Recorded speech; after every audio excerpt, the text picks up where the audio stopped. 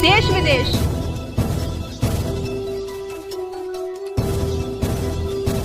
राजनीति, अपराध,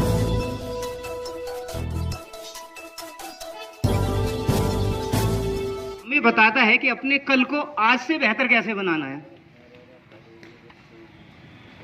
इल्म एक ऐसी चीज है, अगर पुराने दौर में आप उठा के लेके आए, जैसे बेसिक बुनियाद इल्म की स्टार्ट की गई है, सब लेके आया, तो इल्म के लिए कहा गया कि इल्म वो चीज है, वो जरिया है जो समाज में, किसी भी समाज में इक्वालिटी, प्रोस्पेरिटी और पीस, जिसकी शायद आज के दौर में तो सबसे ज्यादा जरूरत बन गई है, कि इल्म वो जरिया है जो किसी भी समाज में इक्वालिटी, समानता, प्रोस्पेरिटी, खुशहाली और पीस, शांति, इल्म के जरिए से आती है। ये दुनिया का हर स्कॉलर कहता है, हर बड़े से बड़ा विद्वान, हर बड़े से बड़ा आलिम यही कहता है कि इल्म ही वो जरिया है।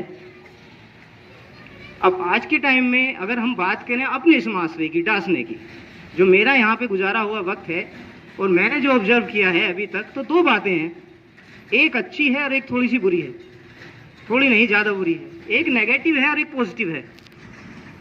अगर मैं नेगेटिव बात की बात करूं तो हमारे डासने का जो एजुकेशन का जो क्या कहते हैं ग्राफ है, जो वो लेवल है, वो बिल्कुल ही इस तरह का है जैसा कि जहां जहां हम अक्सीरियत में है, जहां बाकी जगहों पे है। यानी कि एजुकेशन का ग्राफ हमारा बहुत नीचे है, बहुत हल्का है, बहुत कमजोर है, बहुत कमजोर है।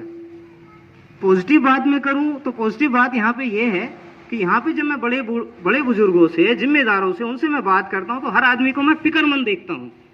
हर आदमी फिक्रमंद है कि भाई एजुकेशन का जो स्टैंडर्ड है, ये ग्राफ है, ये बढ़ जाए, ये बेहतर हो जाए, ये अच्छा बने, ये अच्छा हो। हर आदमी उसके लिए फिक्रमंद है और अपने अपने लेवल पे कोशिश भी कर रहा है। हर आदमी का जितना एक जैसा दायरा होगा उस हिसाब से वो कोशिश भी कर रहा है। एक बहुत बड़ी परेशानी जो आ रही है, जो बहुत बड़ी परेशानी आ रही है माशरे में, हमारे हर जगहों पे, स्पेशली जहाँ जहाँ हम लोग हैं वहाँ पे आ रही है कि हमें एजुकेशन को लेके अवेयरनेस नहीं है, लैक ऑफ अवेयरनेस हमारे पास नहीं है। वो बहुत बड़ी परेशानी आ रही है।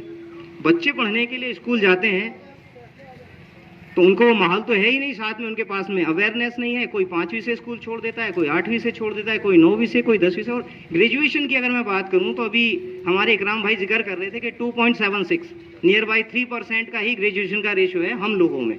मतलब हम ग्रेजुएशन में जो पहुंचते हैं 2.5 से 3% तक पहुंचते हैं, उसके बाद खत्म।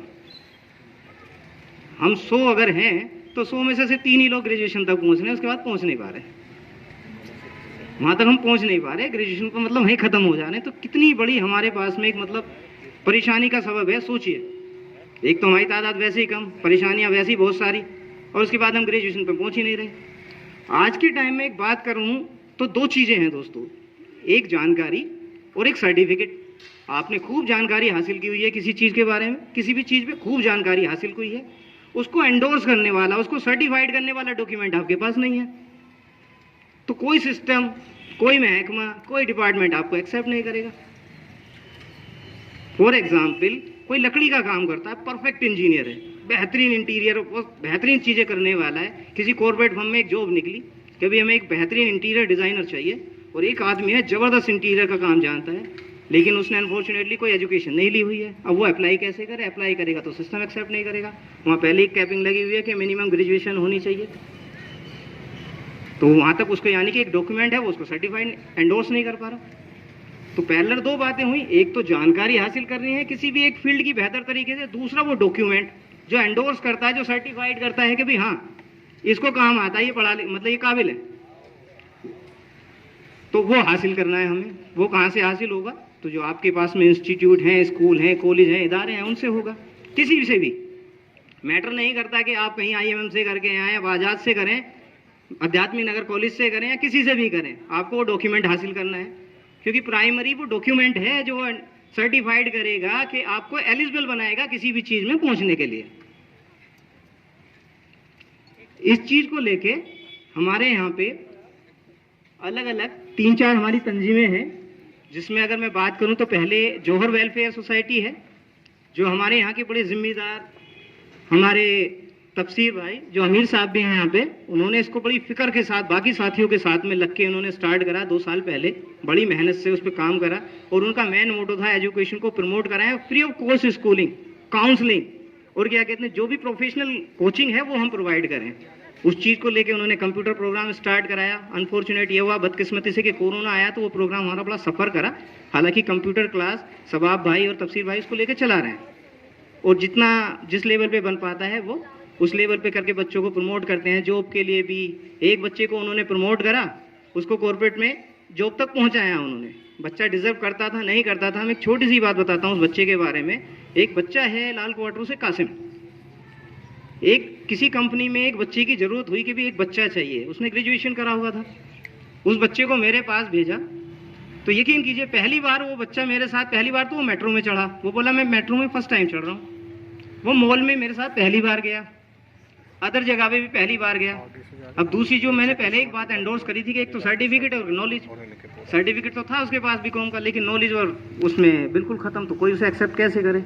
बहरहाल उसको अमीर साहब का बड़ा वो रहा कि उसको पहले ट्रेंड कराया, फिर उसको एक जगह पे प्लेस कराया। बच्चे माशाल्लाह बड़े अच्छे रुतबे पे हैं, बड़े बेहतर जगह पे हैं, और वो रन करते हैं मिशन तालीम को।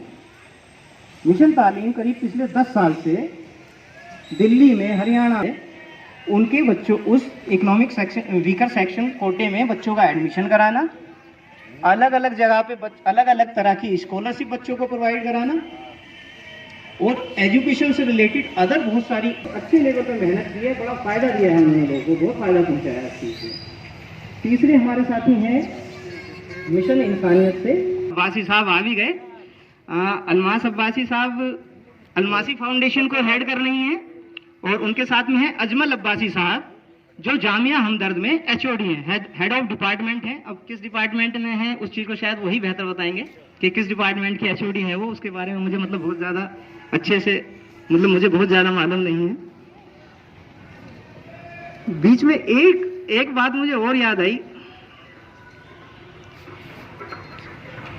कि एक अलग अलग जगह पे लोग अलग अलग कोटेशन देते हैं। जब मैं उन कोटेशन को देखता हूँ तो इंग्लिश में कुछ कोटेशन आती हैं, और बाद में मुझे पता चलता है कि ये तो हदीसी बयान है, ये तो हदीस है।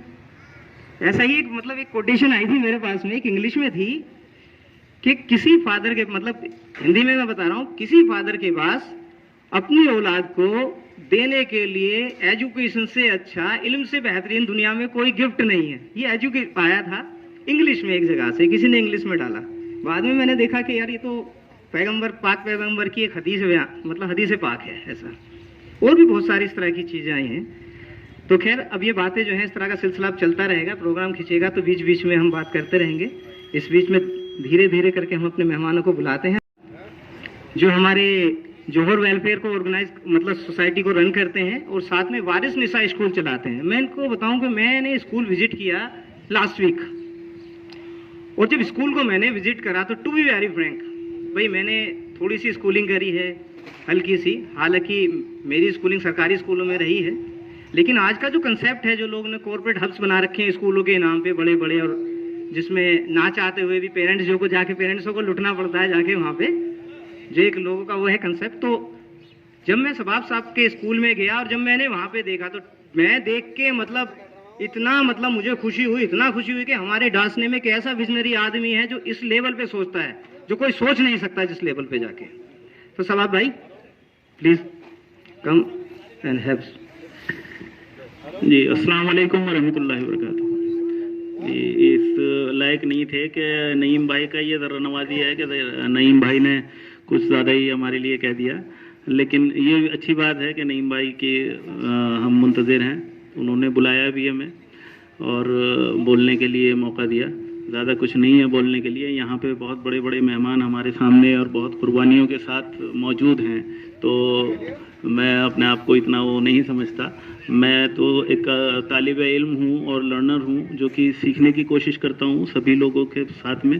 मेरा गुज़र रहता है कि इंशाल्लाह जो है सीखने के लिए मिलता रहे, और जो भी चीज़ सीख करके हम बाहर से कोई कॉन्सेप्ट लेके आ सकें और उसको यहाँ साकार कर सकें अपने स्कूल में, और अपने बच्चों के ऊपर उनको हम फॉलो करके उन कॉन्सेप्ट्स को या उन थ्योरीज़ को और अपने बच्चों को आगे से आगे बढ़ा सकें।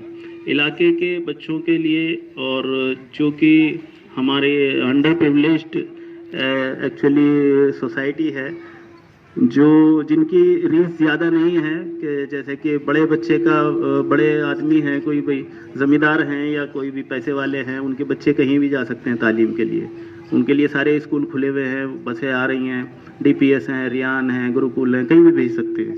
लेकिन एक जो मिडिल क्लास का आदमी है, जो कि एक दुकान वाला है, फेरी वाला है, चाय वाला है, या कोई भी एक आम मजदूर है, लेबर तबका है, उसके बच्चे कैसे तालीम हासिल करें?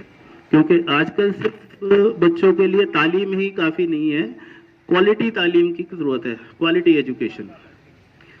क्योंकि सारे बच्चे ऐसे हैं कि कोई बच्चा ऐसा नहीं है कि नहीं जा रहा स्कूल में या मदरसे में नहीं जा रहा, लेकिन यह है कि उसको कितनी अच्छी क्वालिटी की तालीम मिल रही है, ये डिपेंड करता है। अब यह है कि उनकी रीच में रह करके और 300, 400, 500 की फीस में रह करके वो तालीम उनको कैसे हासिल हो जाए कि वो भी मेन स्ट्रीम में दाखिल हो सके। This is only the concept. दूसरा कॉन्सेप्ट ये है कि जैसे कि हमारा इंग्लिश मीडियम या कॉन्वेंट का एक जेंट्री है और एक जेंट्री हमारी मदारिस की है, उसके बीच में बहुत बड़ी गहरी खाई है, जिसको जो कि दिन ब दिन और गहरी है कि कॉन्वेंट वाला बच्चा जो है वो मदरसे के बच्चे को देखना नहीं चाहता, ये सोचता है कि ये दीनदार नहीं है, ये इससे तो दीन चला गया।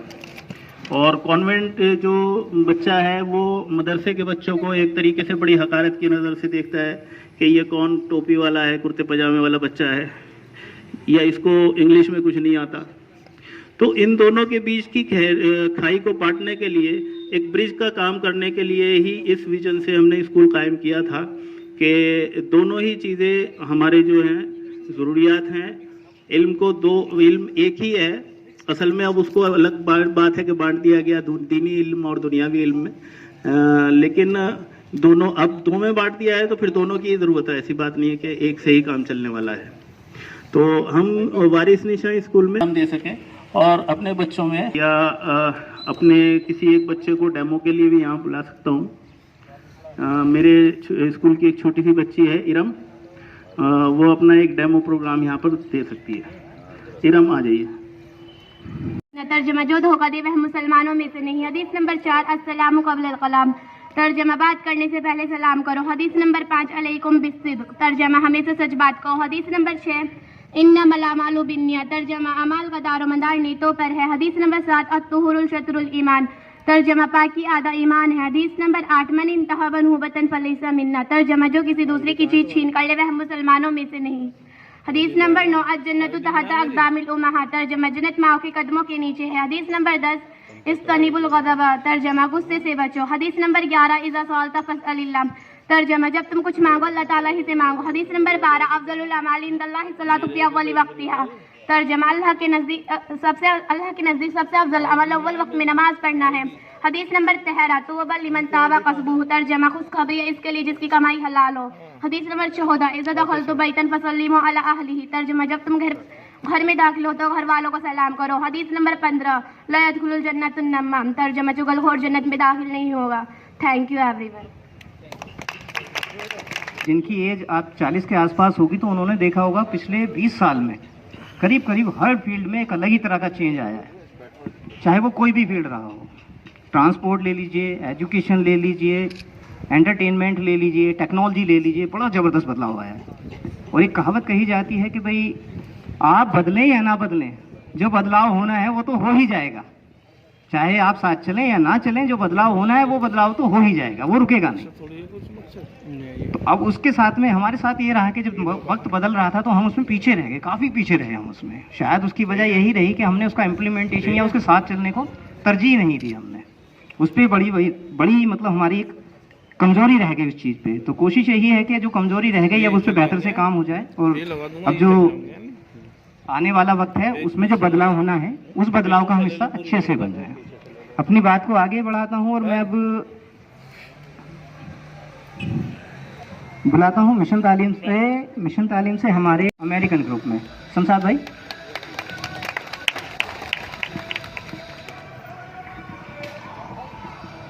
अस्सलाम वालेकुम वरहमतुल्लाहि वबरकातुहू।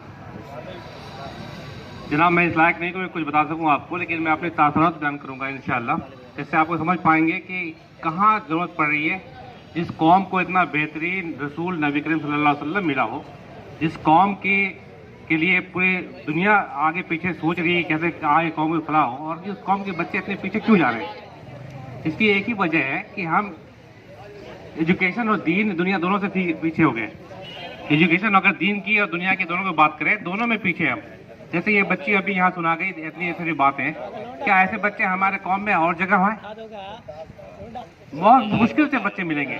माशाल्लाह यहाँ जो कुर्बानियाँ दे रही इन बच्चों के पीछे में, इस तरह के बच्चे और हमारे कौम में चाहिए। आज ये बात हो रही थी कि जब हम एमएनसी में काम करते हैं तो हमारे पास वो आते हैं, बहुत सारे रिज्यूम आते हैं, बड़ी मुश्किल से ढूंढता हूँ तो कोई बच्चा मिलता मुझे एक आध। ऐसा क्या वजह हो गई कि बच्चे नहीं मिल रहे हमें? इसलिए हम जब 10 साल पहले हमने सोचना शुरू किया था कि क्या किया जाए ऐसे कि हमारे कौम के बच्चे भी आगे बढ़े, तो हमने एक तहरीक शुरू करी, इसका नाम है मिशन तालीम। 10 साल पहले हमने शुरू करी। तो हमारे कौम के बच्चे, ये बच्चा बेशक किसी इसका बाप कोई और होगा, इसका कुछ नाम कोई और होगा, लेकिन ये बच्चा कौम का है। अगर इस तरह की फिक्र लेके हम चलेंगे तो इंशाल्लाह ये बच्चे भी कामयाब हो सकते हैं। हमारे अपने बच्चे को पढ़ा लेना बड़ा आसान खेल है। हम अपने बच्चों को पढ़ा लें, आगे बढ़ा लें, हम अपने घर के बच्चों को पढ़ा लें, बड़ा आसान काम है। लेकिन उन बच्चों का जो सोचिए जो गलियों में डोलते रहते हैं, वो भी तो हमारे कौम के बच्चे हैं।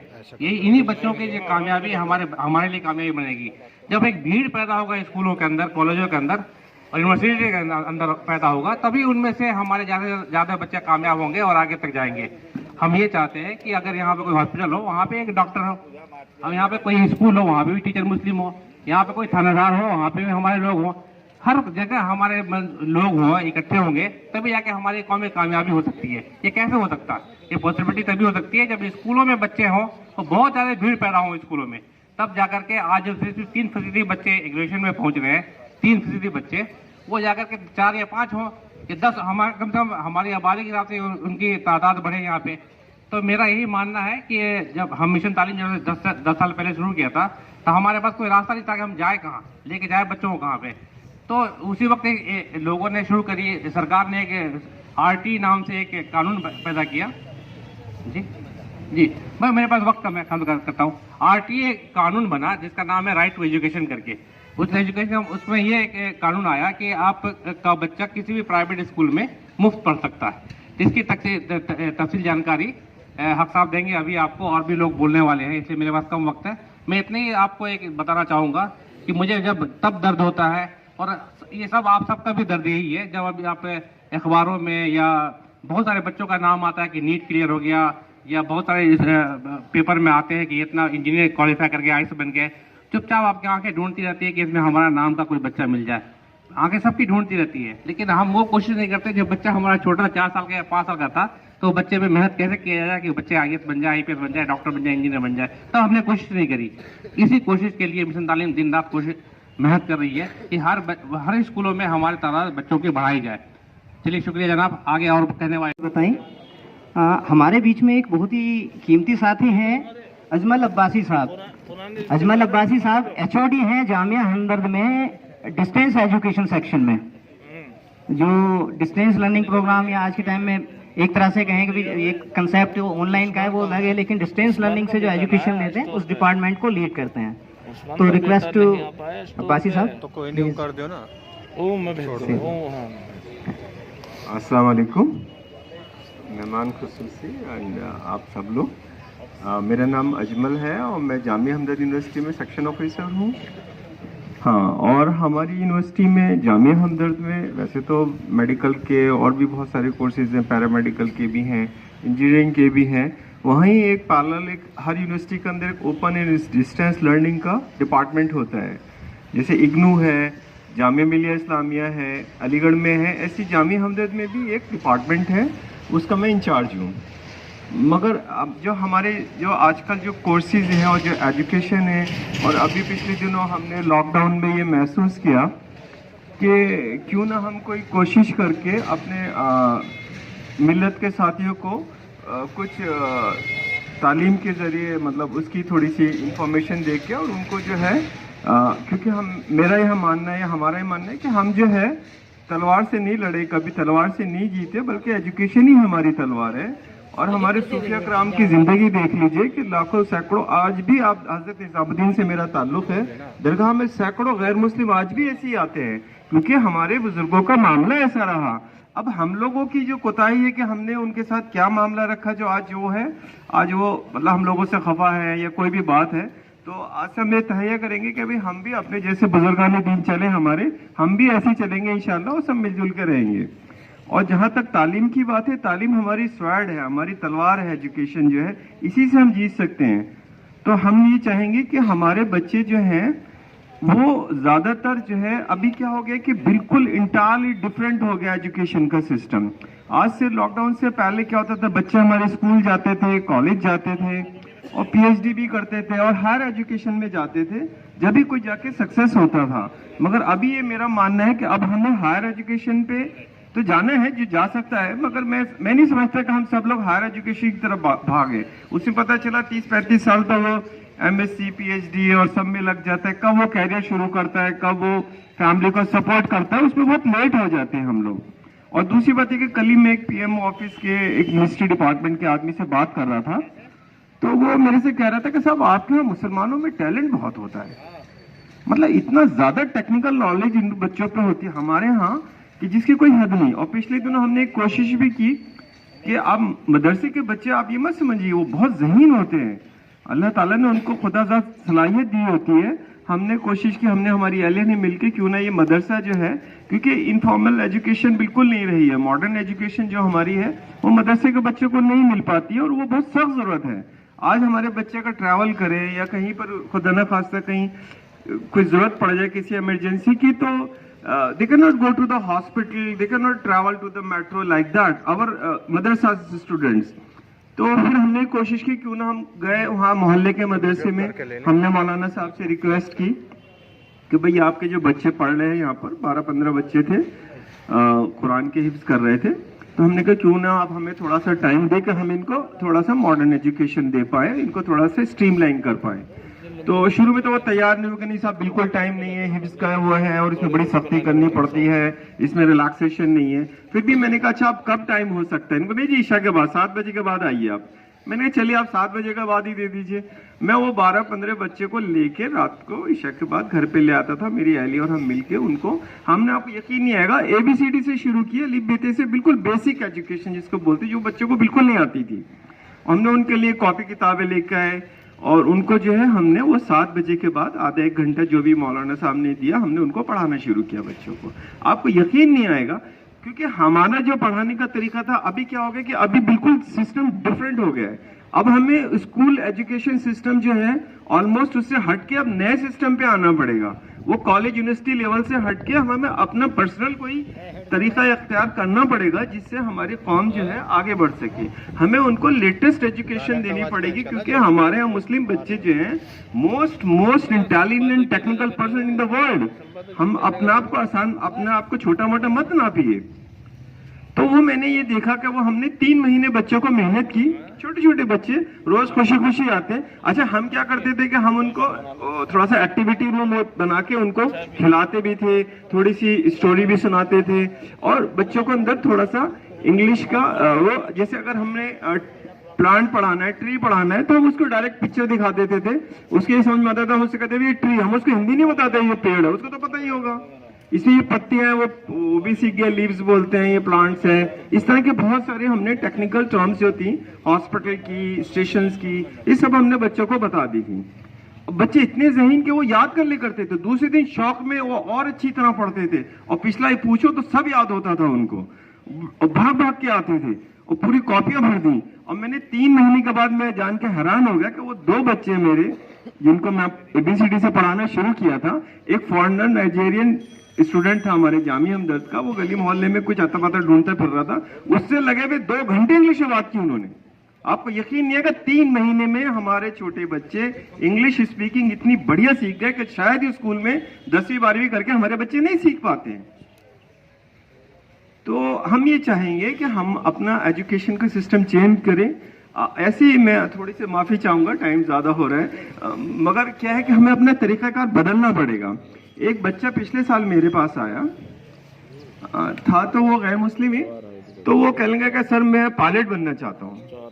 तो मैंने कहा भाई बेटा पायलट कैसे बनोगे, तुमने तो बीए किया है मेरे यहाँ से, बीबीए किया है।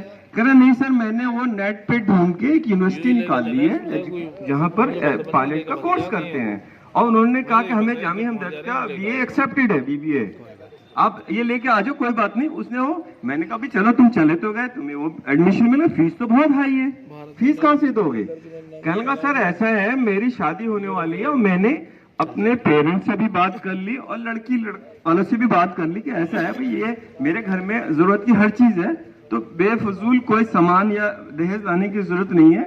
और पता चला वो कह रहा था कि हमारे यहाँ तो गाड़ी भी दी जाती है, कार दी जाती है शादी में। कह रहा मेरे 10 दोस्तों की कारें मेरे नीचे खड़ी नहीं, सड़ नहीं, बच्चों के पास पैसे नहीं गाड़ी चलाने के लिए, इतनी महंगाई हो गई ना, इतना पहले जैसी बात तो रही नहीं है, पेट्रोल इतना महंगा हो गया। तो कहला मैं उसको भी मना करूंगा और मैं अपनी शादी में कहूंगा मुझे कुछ मत दो, मेरे ऊपर कुछ खर्चा मत करो, शादी शुदी कर दो, और ये जो तुम्हारे 15-20 लाख रुपए खर्च हो रहे हैं, या अपने बाप से भी कहूंगा जो पैसा खर्च हो रहा है ये मुझे दे दो, और मैं इससे कोर्स कराऊंगा अमेरिका जाके। पहले तो मैं हंसा, मैंने कहा भी करके देख लो, कोई हर्ज नहीं है, और तुम्हें कागज जो चाहिए वो मैं बना देता हूँ, जो यूनिवर्सिटी के एतबार से उसको डॉक्यूमेंट चाहिए थे, जाहिर है वीजा के लिए बहुत सारे डॉक्यूमेंट चाहिए होते हैं, नॉट ओनली खाली डिग्री का काफी नहीं था, वो मैंने सारे डॉक्यूमेंट बना के दे दिए। खैर मैं भूल भी गया उस बात को, बात खत्म हुई। अभी 1-1.5 साल के बाद में एक लड़का बड़ा सूट बूट में, वो जो सिंपल कपड़े पहन के आया था, मेरे आगे खड़ा हुआ, लंबा हाइट का बच्चा था। मैंने कहा भाई हाँ कौन हो?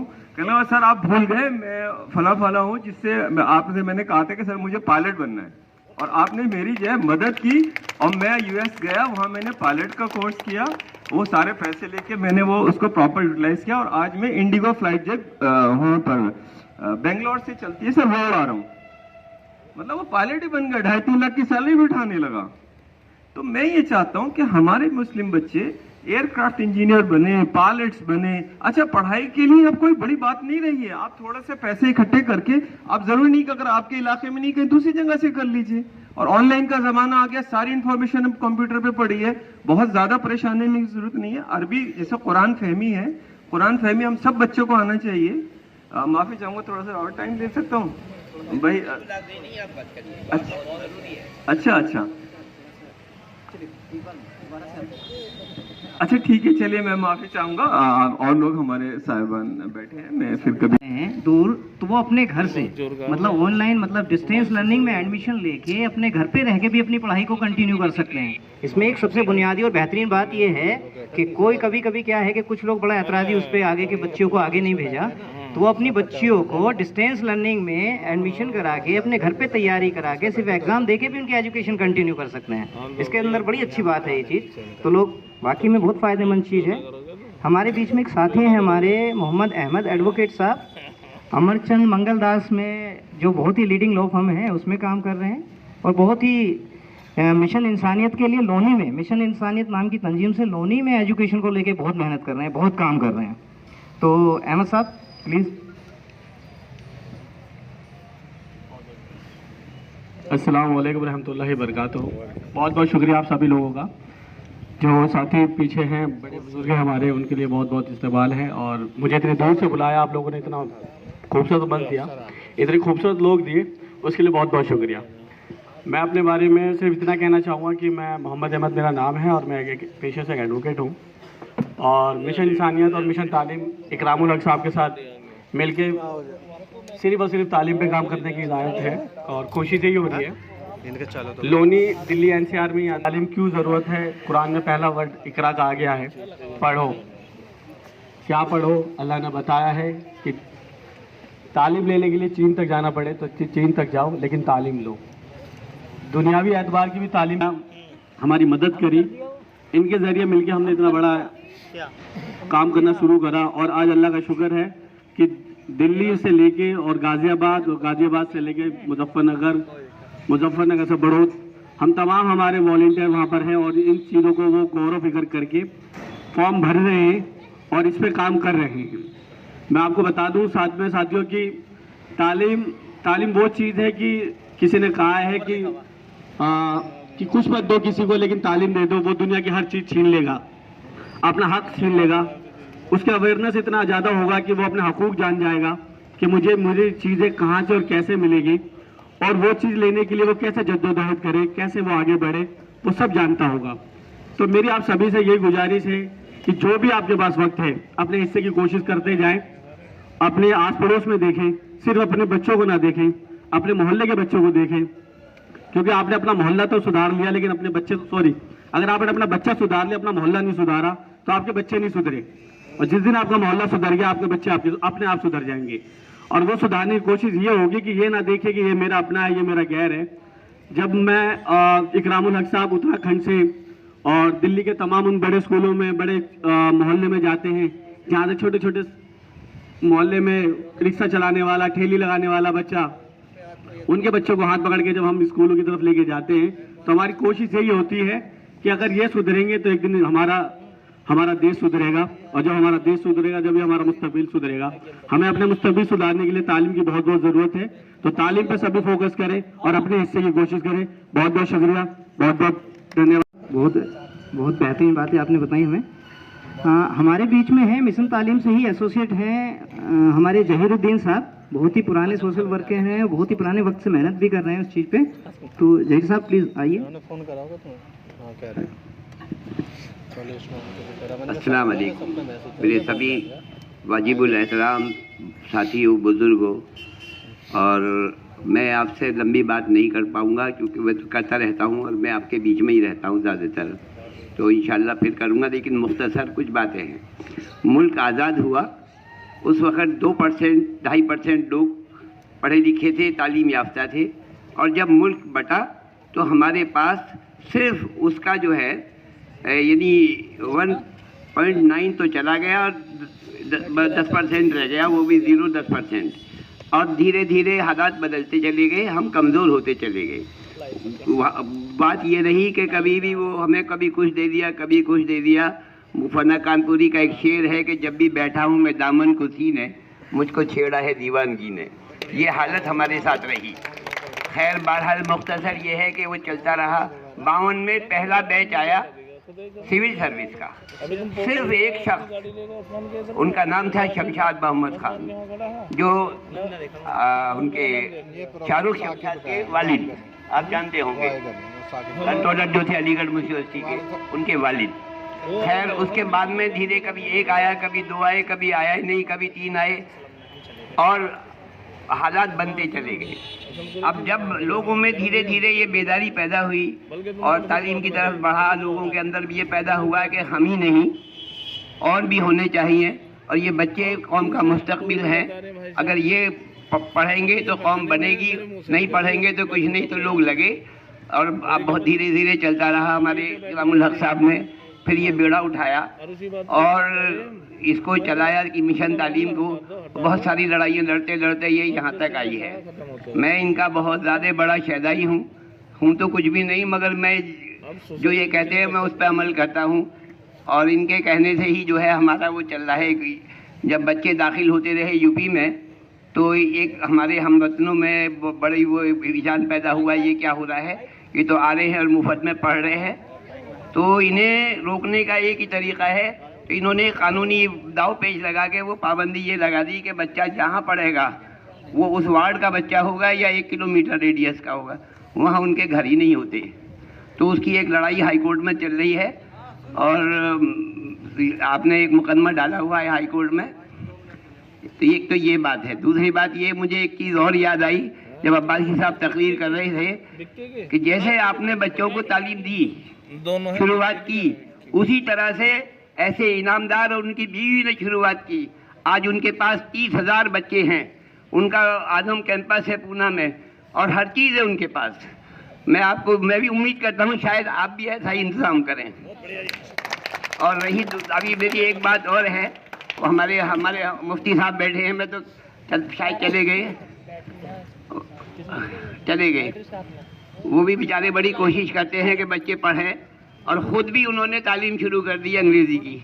मैं बड़ा हैरान हूँ, जब मैं जाता हूँ कभी उनके हुजरे में तो बच्चों से पढ़ते हुए नज़र आते हैं साहब। और सेकेंडरी मैं एक चीज़ और यहाँ पे बोलता चलूँ, देखिए जब आप इस्लामिक एजुकेशन को आप पढ़ते हैं तो एक बड़ा अच्छा उसमें एक जिक्र आता है object of education.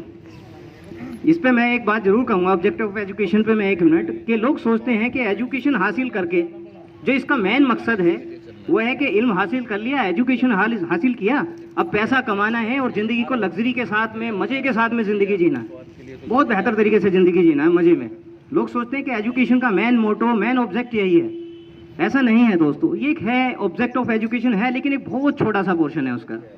Real object of education as पर जो मुस्लिम सिस्टम है, इस्लामिक सिस्टम, वो है कि जिस सिस्टम ने, जिस समाज ने आपको बनाया है, जिस समाज से आप निकले हैं, आप उसको वापस क्या डिलीवर करते हैं बन के।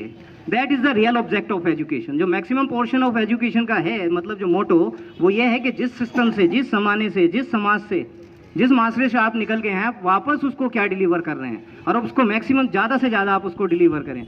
That is the real object of education. बात को आगे बढ़ाते हैं। हमारे बीच में जौहर वेलफेयर से हमारे तफसीर भाई हैं, जिन्होंने बहुत मेहनत की है, बहुत मेहनत की है, और उनका बड़ा वो है, तो उनको बोलेंगे 1 मिनट के लिए। तफसीर भाई आप भी आएँ माशाल्लाह, अपनी बात जरा थोड़ी सी रखें हमारे साथ में आके। तफसीर भाई, हमारे अमीर साहब भी हैं हमारे डास न्यूज़ में। अस्सलाम वालेकुम दोस्तों, आप सब बात सुन रहे हैं बड़े गौर से और बड़े ध्यान से। आपसे दरख्वास्त ये है कि जो हम सुने उस पर अमल करने की नीयत भी कर लें, क्योंकि अगर हमने सुन लिया और अमल की नीयत ना करी तो फिर अमल नहीं होगा और उसका कोई फ़ायदा नहीं होगा। हम सब अल्लाह ताला के बंदे हैं, अल्लाह ने हमें बनाया है, और अल्लाह ताला ने तारीफ़ फरमाई है उन लोगों की जो अच्छे कामों का हुक्म करते हैं और बुरे कामों से मना करते हैं। बुरे जितने भी काम हैं उनसे हमें मना करना है, उनसे रोकना है। जितने भी बुरे काम हो रहे हैं, वो किसी भी लाइन से बुरे काम है, उन्हें रोकना है, ये हमारा फ़र्ज बनता है। और जितने अच्छे काम हैं, उन सब अच्छे कामों को हमें करना भी है और करवाना भी है, ये नीयत करनी है हमें। अब अच्छे कामों में क्या है? अच्छे कामों में इल्म सीखना है, अल्लाह को पहचानना है, अल्लाह की बनाई हुई चीज़ों में गौर करना है, और कौम को, इंसानों को, बल्कि अल्लाह के नबी सल्लल्लाहु अलैहि वसल्लम फरमाया, तुम ज़मीन वालों पर रहम करो, आसमान वाला तुम पर रहम करेगा।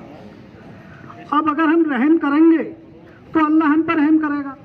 अब उस रहम करने में क्या करना है? हमें देखना ये है कि हम कहाँ पर हैं इस वक्त में। इकराम भाई, हमारे लिए क्या काम है इस वक्त में?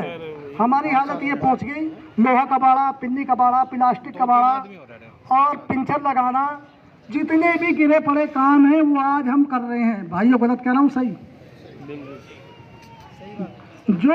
जो काम सारे गिरे पड़े हैं उसे हम कर रहे हैं, और जो लोग तरक्की कर रहे हैं वो तरक्की वो कर रहे हैं जो अपने आप को बदलना चाह रहे हैं, वो बदल गए।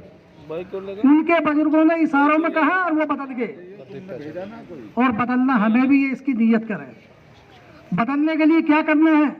हमें सबसे पहले ये तय करना है, जितना भी हमारे बच्चे हैं ये मुस्तकबिल हैं, ये बच्चे हमारे अल्लाह का पूरा दीन सीखे, शरीयत के साथ में रहें, और दुनिया में जितनी भी तरक्की वाली चीज़ें हैं, हम पायलट भी बने, हम डॉक्टर भी बने, हम इंजीनियर भी बने, हम टीचर भी बने, हम सब कुछ बने, कहीं भी पीछे ना रहें।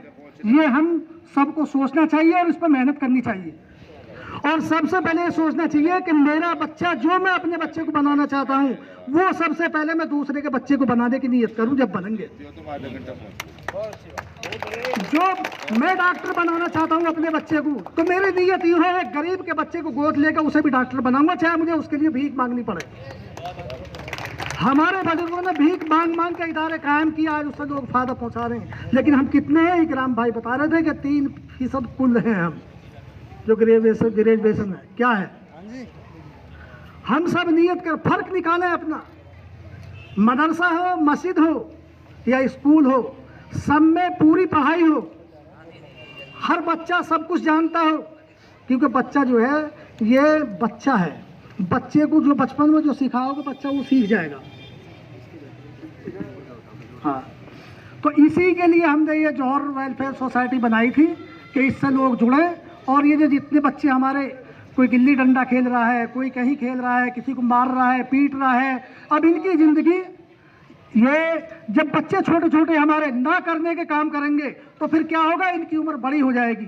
जो बच्चा छोटा गिल्ली खेल रहा, और दुनिया भर के उल्टे सीधे काम करता फिर रहा है, अपने महलों में गाली बकता फिर रहा है, पता नहीं क्या क्या करते फिरते हैं आप, हम देखते हैं। ये बच्चा इसी में रहते रहते बड़ा हो जाता है, और बड़ा होने के बाद में जब ये माहौल में जाता है तो ये इस्लाम को बदनाम करने का काम करता है। तो इस्लाम बदनाम ना हो बल्कि इस्लाम की खूबियाँ फैले, इसके लिए इन बच्चों को हमें गोद लेना पड़ेगा। हम सब नियत करें, इस बात को फैलाएं, हर एक से कहें एक एक बच्चे को गोद लो। जितने बच्चे गोद ले लेंगे, अगर तुमने बच्चों को गोद लेना शुरू कर दिया, उन बच्चों को तालीम देनी शुरू कर दी, तो ये बच्चे बड़े होकर ये सोचेंगे हमें किसी ने पढ़ाया है तो हम भी किसी को पढ़ाएं। ये काम किन में है? यहूदियों में देखो, ईसाइयों में देखो, वो किसी के बच्चे को बेपढ़ा लिखा नहीं छोड़ते अपनी कौम में। यहूदी में कोई बेपढ़ा नहीं मिलेगा, ईसाइयों में कोई बेपढ़ा नहीं मिलेगा, चाहे गरीब होगा लेकिन बच्चा बराबर का होगा उनके साथ में। अगर पायलट मालदार का है तो गरीब का बच्चा भी पायलट होगा उनके यहाँ। प्रोफेसर है गरीब का, मालदार का है, बराबर है। हमारे यहाँ ये सोच नहीं है। हमारा पैसा सारा का सारा बहुत खर्च हो रहा है। जिन बच्चों से हमारे बच्चे खेल खेलते हैं ना बुरे बुरे, इन बच्चों से बहुत अच्छी तालीम हासिल कर सकते हैं। इसीलिए जौहर वेलफेयर सोसाइटी हमने बनाई थी, इसमें हमारे सब साथी जुड़ने के बाद में हमने ये प्रोग्राम हमारा बना, हमारे मशवरे में बात तय हुई। और एक चीज़ उन्होंने और बताई जो मैं भी बोल के गया था, ऑब्जेक्ट ऑफ एजुकेशन, उन्होंने वही बताया कि भी अगर एक एक बच्चा अडॉप्ट कर लें, अगर मैं अपने बच्चे को पढ़ा रहा हूँ और मैं सोच रहा हूँ ये मेरा घर है, मेरे बच्चे डॉक्टर इंजीनियर बन जाएं, और बराबर वाले बच्चे जो हैं मैं उनके बारे में कुछ नहीं सोच रहा, तो कल को हो ना हो वो नुकसान जो है पहले मुझे ही मिलेगा उनका। अगर वो बच्चे किसी वजह से बेकार रह गए, वो कामयाब नहीं हुए, तो उनका पहला नुकसान जो है वो मुझे होना है। तो इसलिए जितना मैं अपने बच्चों की फिक्र करूं उतना ही बराबर वाले बच्चों की फिक्र करूं। वही मैं बता रहा था, वही अमीर साहब ने बताया, that is the real object of education. Education का असली उद्देश्य ही ये है, जो रियल है, कि हम अपने साथ साथ अपने मास्टर को बेहतर प्रमोट करें। अब मैं ज़्यादा वक्त नहीं लूँगा क्योंकि वक्त का भी हिसाब देखना है, और हमारे इकराम भाई हैं, तो मैं अब इकराम भाई को सीधा बुलाऊंगा मिशन तालीम से, और सब लोगों से मैं रिक्वेस्ट करूंगा, गुजारिश करूंगा कि तालियों के साथ इकराम भाई को बुलाएं। प्लीज़ इकराम भाई, come and have few words with us. अस्सलाम वालेकुम वरहमतुल्लाहि वबरकातुहू। इतनी मोहब्बत, इतना प्यार, बड़ा आपने तो कर्जदार कर दिया। इसमें इतना लायक नहीं हूँ, जितनी बार मेरा नाम आप लोगों ने ले लिया कि मैं खुद ही शर्मिंदा हो रहा हूँ कि ये क्या कर दिया मैंने। प्लीज़, मैंने ऐसा कुछ बड़ा काम नहीं किया, बस आपका दिल जीतने में ज़रूर कामयाब रहा हूँ। वो एक अल्लाह ने सिफत दी है कि आपके लेवल पे आगे काम करने की हमने कोशिश की है, और आपकी चीज़ों को समझने की कोशिश की है, फिर उसको आगे बढ़ाने की कोशिश की है। ये प्रोग्राम तो वैसे ही बड़ा कामयाब है, जिसमें आलिमों के कदम पर जाएं, उस प्रोग्राम को भला कामयाब होने से कौन रोक सकता है, और उस कोशिश को कौन रख सकता है। तो यहाँ तो बड़े कासमी हजरात मौजूद हैं, तो मुझे अल्लाह की ज़ात से उम्मीद है कि आप लोगों की कोशिश और आप लोगों की नेकी ऑलरेडी अल्लाह ने कबूल कर ली होगी, और आपकी यहाँ से परवाज़ चढ़ेगी आगे। मैं इन्हीं की, क्योंकि मेरा आबाई घर है वो एक चौकोर प्लॉट पे है, जिसमें 1/4 हिस्से में मस्जिद है। तो बचपन से लेके और जब तक बड़ा हुआ हूँ तकरीर सुनी है। मतलब एक वो शेर है, मैं अगल पूरी लाइन नहीं पढ़ूंगा, सिर्फ एक लाइन पढ़ूंगा कि बालिग हुआ हूँ पंडितों मुल्ला के गैंग में। तो बस आप समझ लीजिए कि ज़िंदगी भर हमने बातें सुनी हैं, तकरीर सुनी है, और वहीं से जज्बा आया है। लोग कई बार कहते हैं कि भाई आप तो सरकारी अफसर हैं, गवर्नमेंट ऑफिस में काम करते हैं, आपको किस चीज़ की कमी है, या आपको क्या तकलीफ हुई है कि आप संडे कहाँ मुजफ्फरनगर, कहाँ शामली, जलालाबाद, हाथरस, सादाबाद, हरियाणा, दिल्ली का गोशा बवाना, सुल्तानपुरी, मंगोलपुरी, मुस्तफ़ाबाद, इन सारी जगहों पे क्यों आप गलियों में फिरते हैं। तो मैं इनसे बार बार कहता हूँ, एक सवाल जो मुझे कुरेदता है और शायद आप लोगों को भी कुरेदता हो। एक मज़दूर है, शाम को आता है थक हार के, बड़ी मेहनत करके, और वो अपना खाना बनाता है, खाना खाता है और सो जाता है। और हमारे जैसे लोग जिनको अल्लाह ने अफसर बनाया, या किसी बिजनेसमैन को जिसको करोड़ों की मिल्कियत दी, और वो भी आया शाम को थक हार के, उसने अपना खाना खाया, हाँ बेहतर खाना खाया, चिकन खा लिया होगा, बिरयानी खा ली होगी, और वो भी सो गया। तो अल्लाह उससे पूछ सकता है ये सवाल, या पूछेगा कि अगर तुम भी सो गए आके, मजदूर भी आ गया सो के, तो तुम्हें मजदूरी बना देते, तुम्हें फिर इतनी सलाहियत देने की क्या ज़रूरत थी भाई। तुम्हें इतनी सलाहियत दी, इल्म दिया, दौलत दिया, हुनर दिया, काबिलियत दी, और तुम भी अपना काम करके आए, खाना खाया और सो गए, मजदूर भी आया और काम करके खाना खा के सो गया, तो फिर तुम में और मजदूर में फर्क क्या रहा? तुम्हें फिर ये सलाहियत क्यों दी? हमारे कई भाई ये सोचते हैं सिर्फ के अल्लाह के यहाँ सिर्फ नमाज और रोजे का ही हिसाब होगा। ना ना ना ना, वो तो होगा, वो तो मस्त है। एक बात बताओ, इस पे कोई बहस है? किसी के लिए छूट है कि ये पढ़े ये ना पढ़े, ये रोजा रखे ये ना रखे? वो तो फर्ज है ना, उस पर तो कोई बहस ही नहीं है। जहां हम तालीम की, एजुकेशन की बात करते हैं, लोग उसको जो है तुरंत दुनियावी तालीम, आखिरत की तालीम, स्कूल की तालीम, असरी तालीम, दुनिया भर के डिस्कशन में ले जाते हैं। भाई वहां डिस्कशन तो वहां करो ना जहां गुंजाइश हो। दीनी तालीम पे गुंजाइश है क्या डिस्कशन की? वो तो फर्ज है ना, वो तो आपने अपने बच्चों को हर हालत में सिखाना ही है ना, वो तरबियत तो आपने देना ही है, चाहे वो इंग्लिश पढ़े, अरबी पढ़े, जर्मन पढ़े, फ्रांसीसी पढ़े, संस्कृत पढ़े, जो मर्जी पढ़े। तो उस पर क्या बहस करनी है? बात तो उसके आगे की है।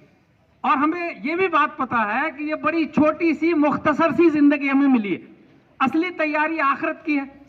ये तो बड़ी छोटी सी जिंदगी हमें मिली है ना, मुख्तसर सी, असली तैयारी आखिरत की है। तो मुझे ये बताओ कि ये जो छोटी सी जिंदगी मिली है, 40, 50, 60, 70, जिसकी भी जितनी उम्र है, तो ये क्या मोहताजी के लिए मिली है? हर जगह सफ में लगने के लिए मिली है? मंगतों की लाइन में लगने के लिए मिली है? फरियादियों के लिए मिली है? कि हॉस्पिटल में हमारी बेटियां सबसे ज्यादा लाइन लगाएं इलाज के लिए, कचहरी में सबसे ज्यादा हम लाइन लगाएं जमानत के लिए और जज की कुर्सी पे एक हमारा ना मिले, थानों में जमानत के लिए हम सबसे पहले ज्यादा लाइन लगाएं और वहां SHO एक हमारा ना मिले? इसके लिए थोड़ी सी जिंदगी मिली है। हम दोबारा कह रहे हैं, 10वीं बार कह रहे हैं, 100वीं बार कह रहे हैं, 600 से ज्यादा हमने मीटिंग की है इन 11 सालों में, 600 से ज्यादा मीटिंग की है। और कोई ये कह दे कि मिशन तालीम ने किसी से फोटोस्टेट तक के पैसे ले लिए हो 1 रुपए, हजारों बच्चों के एडमिशन हमने करा दिए दिल्ली में, हरियाणा में, उत्तर प्रदेश में। कोई ये कहते कि हाँ मिशन तालीम के फला साथी ने 1 रुपया ले लिया, 1000, 10,000, 20,000 की मैं बात ही नहीं करता। जितने फॉर्म हमने खाली भरे हैं कि अगर हमने 100 रुपए लिए होते इस फॉर्म के तो आज 20-30 करोड़ का मालिक होता। लेकिन गरीब बच्चों में रिस्क मत तलाशो, वो तुम्हें ऐसी ऐसी जगहों से रिस्क देगा जहां तुम सोच भी नहीं सकते। गरीब बच्चों में रोजी मत तलाशो, गरीब बच्चों में रोजी मत तलाशो।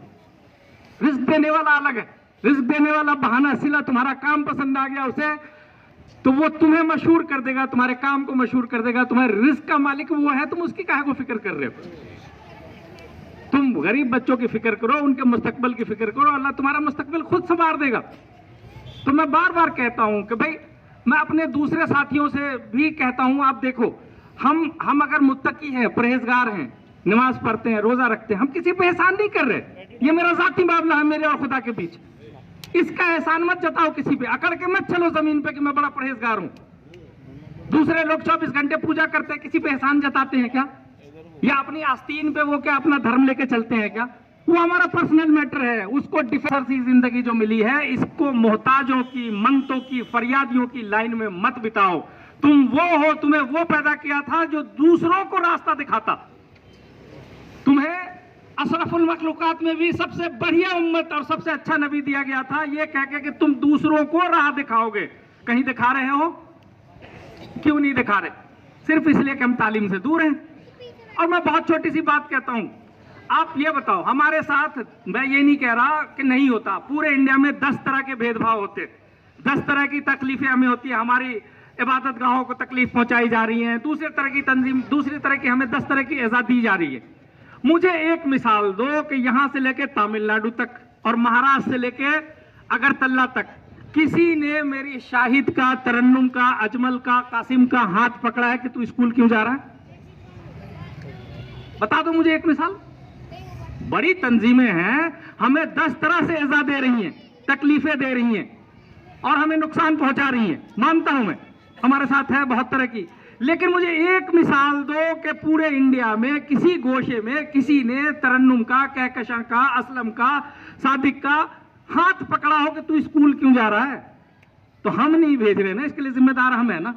हम सिर्फ लंबा कुर्ता सिलवा लेते हैं, नेताओं के साथ फोटो खिंचवा लेते हैं, ड्राइंग रूम में टांग देते हैं, हम सोचते हैं बहुत बड़े चौधरी हो गए। ना ना ना ना, तुम चौधरी नहीं हुए, तुम अपने आप को धोखा दे रहे हो, तुम्हारा इस्तेमाल हो रहा है, तुम कोई चौधरी वौधरी नहीं हुए। घुटने से नीचे लंबा कुर्ता सिलवा के नेताओं के साथ डोल लेने से कौम में तब्दीली नहीं आएगी। लंबा सफर है ये, लंबी लड़ाई है ये। एक दिन में बड़ी तब्दीलियां एक दिन में नहीं आती हैं, बड़ी तब्दीलियां एक दिन में नहीं आती, उसके लिए कुर्बानियां देनी पड़ती हैं। हर आदमी को अच्छा लगता है कि संडे को वो अपना चाय का कप ले और अखबार लेके पढ़े। 11 साल से कोई संडे हम लोगों ने और हमारे साथियों ने घर पे नहीं देखा है। 11 सालों में हमने कोई संडे अपने घर पे अपने बच्चों के साथ नहीं देखा है। पूरा आधा इंडिया हमने कवर किया है, बेदारी की है। और मैं कैसे मान लूं कि इसका असर नहीं है? पूरे दिल्ली शहर में किसी ने ईडब्ल्यूएस का नाम नहीं सुना था। ईडब्ल्यूएस क्या है? Economic weaker section. जितने भी बड़े से बड़े स्कूल हैं, डीपीएस है, गोयनका है, बिरला विद्या निकेतन है, रेयान है, जो मर्जी स्कूल है, 16,000, 17,000, 18,000 रुपया मंथली फीस है। 25% गरीब बच्चा उसमें बिल्कुल फ्री पढ़ेगा। 1 रुपया आपने नहीं देना, 58 नहीं देना, 54 नहीं देना। वो एडमिशन मिशन तालीम कराती है हर साल। 100 से ज्यादा कैंप बवाना से लेके, किराड़ी से लेके, सुल्तानपुरी से लेके संगम विहार और जमुना पार की, तो वो गलियां जो जमुना पार के ही लोगों ने नहीं देखी होगी, वहां भी हम पहुंचते। तो आप उसका फायदा लो। और हमारे जहीरुद्दीन साहब ने भी जिक्र किया, यूपी में भी हमने ये काम किया था। हमने खतौली में बेशुमार एडमिशन कराया, बुधाना में कराया, बड़ौत में कराया, छपड़ौली में कराया, जलालाबाद में कराया, सहारनपुर में कराया, सादाबाद, हाथरस, कहां नहीं कराया। लेकिन इनके पेट में दर्द हो गया कि ये गरीब बच्चे बड़े बड़े स्कूलों में कैसे मुफ्त में घुसे जा रहे हैं। तो इन्होंने क्या किया, रातों रात उसमें तरमीम करवा दिया कि वार्ड से आगे या 1 किलोमीटर से आगे गरीब बच्चा अप्लाई नहीं कर सकता। और उसके कारण हमारे एडमिशन रुक गए। लेकिन हम चुप नहीं बैठे। मिशन तालीम में लखनऊ हाई कोर्ट में रिट फाइल की हुई है। हमारा केस चल रहा है और इस हफ्ते फिर दोबारा डिस्कशन में आने वाला आर्गुमेंट पे हमने हापुड़ का मिसाल दिया है कि हापुड़ में 41 वार्ड है, 20 वार्ड ऐसे हैं जिसमें स्कूल है ही नहीं। इसलिए ये शर्त हटाई जाए और इंशाअल्लाह हम केस जीतेंगे। और जैसे केस जीतेंगे, पूरे उत्तर प्रदेश में मिशन तालीम के दीवाने तैयार बैठे हैं।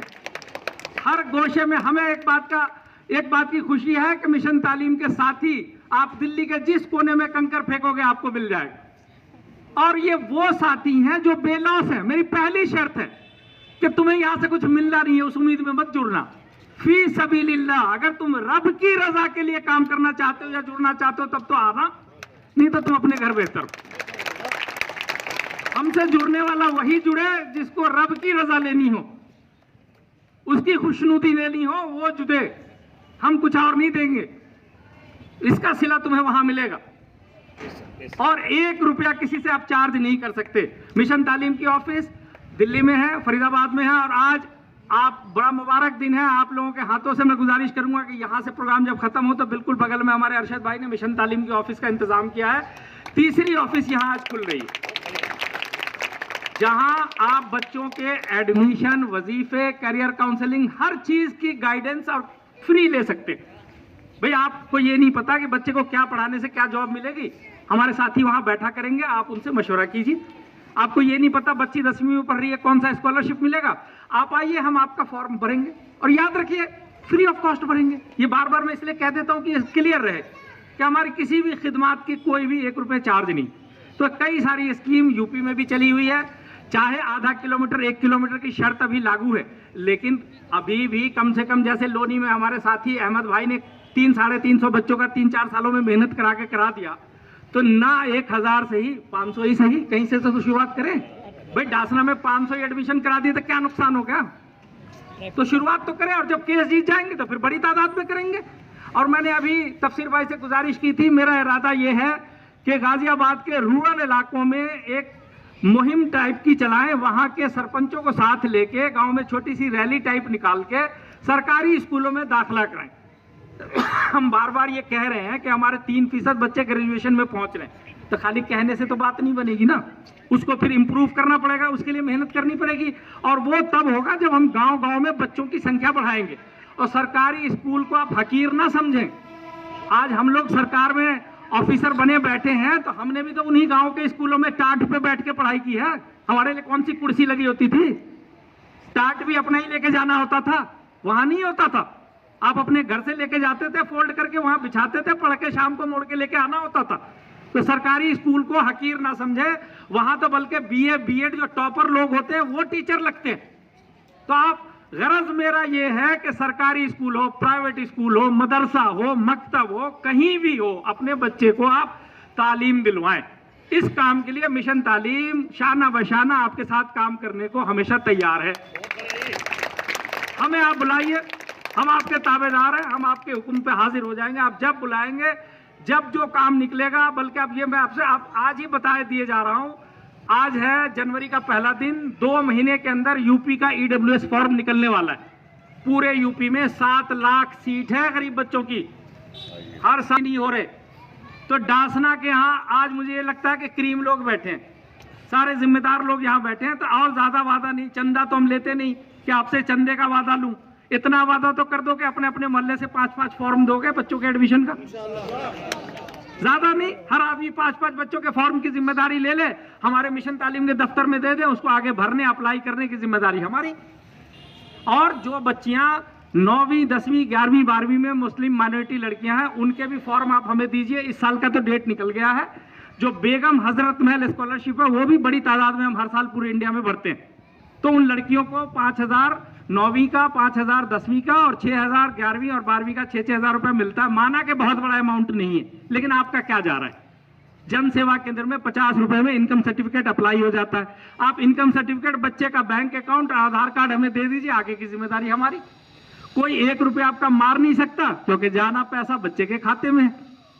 मेरे पास बेशुमार स्कीमें और बेशुमार चीजें तालीम से जुड़ी हुई हैं। मैं बहुत ज्यादा वक्त नहीं लूंगा, क्योंकि बताने के लिए बेशुमार चीजें हैं। अब सबसे बेहतर चीज ये हो रही कि आज आपके यहाँ मिशन तालीम का ऑफिस ही खुल रहा है। तो इसलिए आप बेधड़क कभी भी आप वहां तशरीफ लाइए, बेधड़क कभी भी तशरीफ लाइए, बच्चे के बारे में मशवरा कीजिए, फिक्र कीजिए। आप बताइए वहां हमारे साथी को, काउंसलर को, कि भाई ये दुश्वारी है, हम ये करना चाहते हैं, या क्या करेंगे जिससे हमारा बच्चा कामयाब हो। और मैं दोबारा कह रहा हूं, हमें दीनदार ऑफिसर चाहिए। मैं नहीं कह रहा हूं कि खाली अंग्रेज बन जाओ, इंग्लिस्तान बन जाओ, अंग्रेज पढ़ के और काबिल बन जाओ। अपना दीन हासिल करो पहले। हमें ईमानदार SHO चाहिए, हमें ईमानदार डॉक्टर चाहिए, हमें ईमानदार जज चाहिए। मैं अलग से कोई फेवर अपने कौम के लिए नहीं मांग रहा हूं, सिर्फ अगर इंसाफ ही हो जाए तो भी हमारे लिए बहुत है। और इंसाफ कौन करेगा? जो दयानतदार होगा, चाहे हमारा हो चाहे किसी गैर का हो। जो ईमानदार होगा, दयानतदार होगा, वही तो इंसाफ करेगा ना। तो लोग कंफ्यूज हो जाते हैं। जहां हम तालीम की या शिक्षा की, एजुकेशन की बात करते हैं, तो लोग ये सोचते हैं नहीं, ये खाली अंग्रेजी तालीम की बात कर रहे हैं। नहीं भाई, दोनों ही तालीम हमारे लिए दोनों जरूरी है। लेकिन मैं ये कह रहा हूं खाली कि उसको डिफेंस लेके मैं नहीं चलूंगा कि वो कर लिया तो भाई सब कुछ हो गया। वो हम पे लाजिम है, फर्ज है, वो हम अपने बच्चों को दिलाएंगे और उसके बाद दुनिया में भी कामयाब होंगे, दुनिया में भी हम फतह होंगे। हमारे बच्चे जज भी बने, हमारे बच्चे SHO भी बने, हमारे बच्चे डॉक्टर भी बने, हमारे बच्चे इंजीनियर भी बने, सब बने और ईमानदार और दयानतदार बने। तो मैं बहुत ज़्यादा लंबी बात नहीं करूंगा। आप लोगों का प्यार मिला, आप लोगों का इतना अच्छा इखलाक मिला, दिल बड़ा बाग बाग हुआ और बल्कि मैं कर्जदार हो गया। अब जिम्मेदारी और बढ़ गई। और डासना से वैसे हमारे भाई लोग यहाँ से पुराना संबंध था। हिंडन विहार गाजियाबाद में 2-3 प्रोग्राम पहले किए थे, एक बार डासना भी आया था। अब ये दोबारा और कड़ी मजबूत हो गई है, जुड़ाव मजबूत हो गया है। तो मैं चाहता हूँ कि आप हमारी खिदमत लें, हमसे खिदमत लें, हमें काम दें और अपने बच्चों को कामयाब करें। इन्हीं बातों के साथ आपसे गुजारिश चाहता हूँ। रिलेटेड आज हमारे भाईजान के साथी हैं जनाब साबिर, वो भी एडमिन में है, वो भी आने वाले थे। साबिर हमारा अच्छा साथी है, दोस्त है, मुजफ्फरनगर के प्रोग्रामों में हमारे साथ जाता रहा है। तो जामिया हमदर्द से वो भी जनाब की तरह ही एडमिन में है और हमारा मजबूत साथी है। वो आज आने वाले थे, आज नहीं आ पाए। तो आप अगर कोई सवाल पूछेंगे तो मुझे अच्छा लगेगा। जी सवाल जरूर पूछें, सभी साथी वो सबके फायदे के लिए रहेगा। गुजारिश है, सवाल जरूर पूछें। हाँ, क्योंकि मैं कहता हूँ वो सवाल पूछें। सर मेरा सवाल है कि केंद्रीय विद्यालय में बच्चे के एडमिशन कितने आने चाहिए? अस्सलाम वालेकुम। जैसे मदरसे के बच्चे उर्दू तालीम हासिल करते हैं और उनकी डिग्रीज जो है वो बिल्कुल ज़ीरो होता है, तो उस डिग्रीज को हासिल करने के लिए क्या करना पड़ेगा सर? और उसको वैल्यू में लाने के लिए बच्चे मदरसे के बच्चे सरकारी डिपार्टमेंट में काम कर सके, उसके लिए क्या करना पड़ेगा हमें? सबसे पहले तो जुबैर अहमद साहब का बहुत बहुत शुक्रिया। जो सवाल पूछता है वो सिर्फ अपने लिए नहीं है, इनके एक सवाल में पूरे मजलिस की बेहतरी है, सबको जानकारी मिलेगी। एक सबसे खूबसूरत सिस्टम जो है वो चाहे मदरसे का बच्चा हो चाहे कोई आम बच्चा हो जो नहीं पढ़ पाए, वो जो नेशनल ओपन स्कूलिंग का है वो बहुत बेहतरीन सिस्टम। आप कभी भी उससे 10वीं 12वीं मैकेनिकल दुनिया भर के कोर्सेज अवेलेबल हैं और आपके घर के बिल्कुल पास है, सेक्टर 62 में जो नोएडा है वहाँ इसका हेड ऑफिस।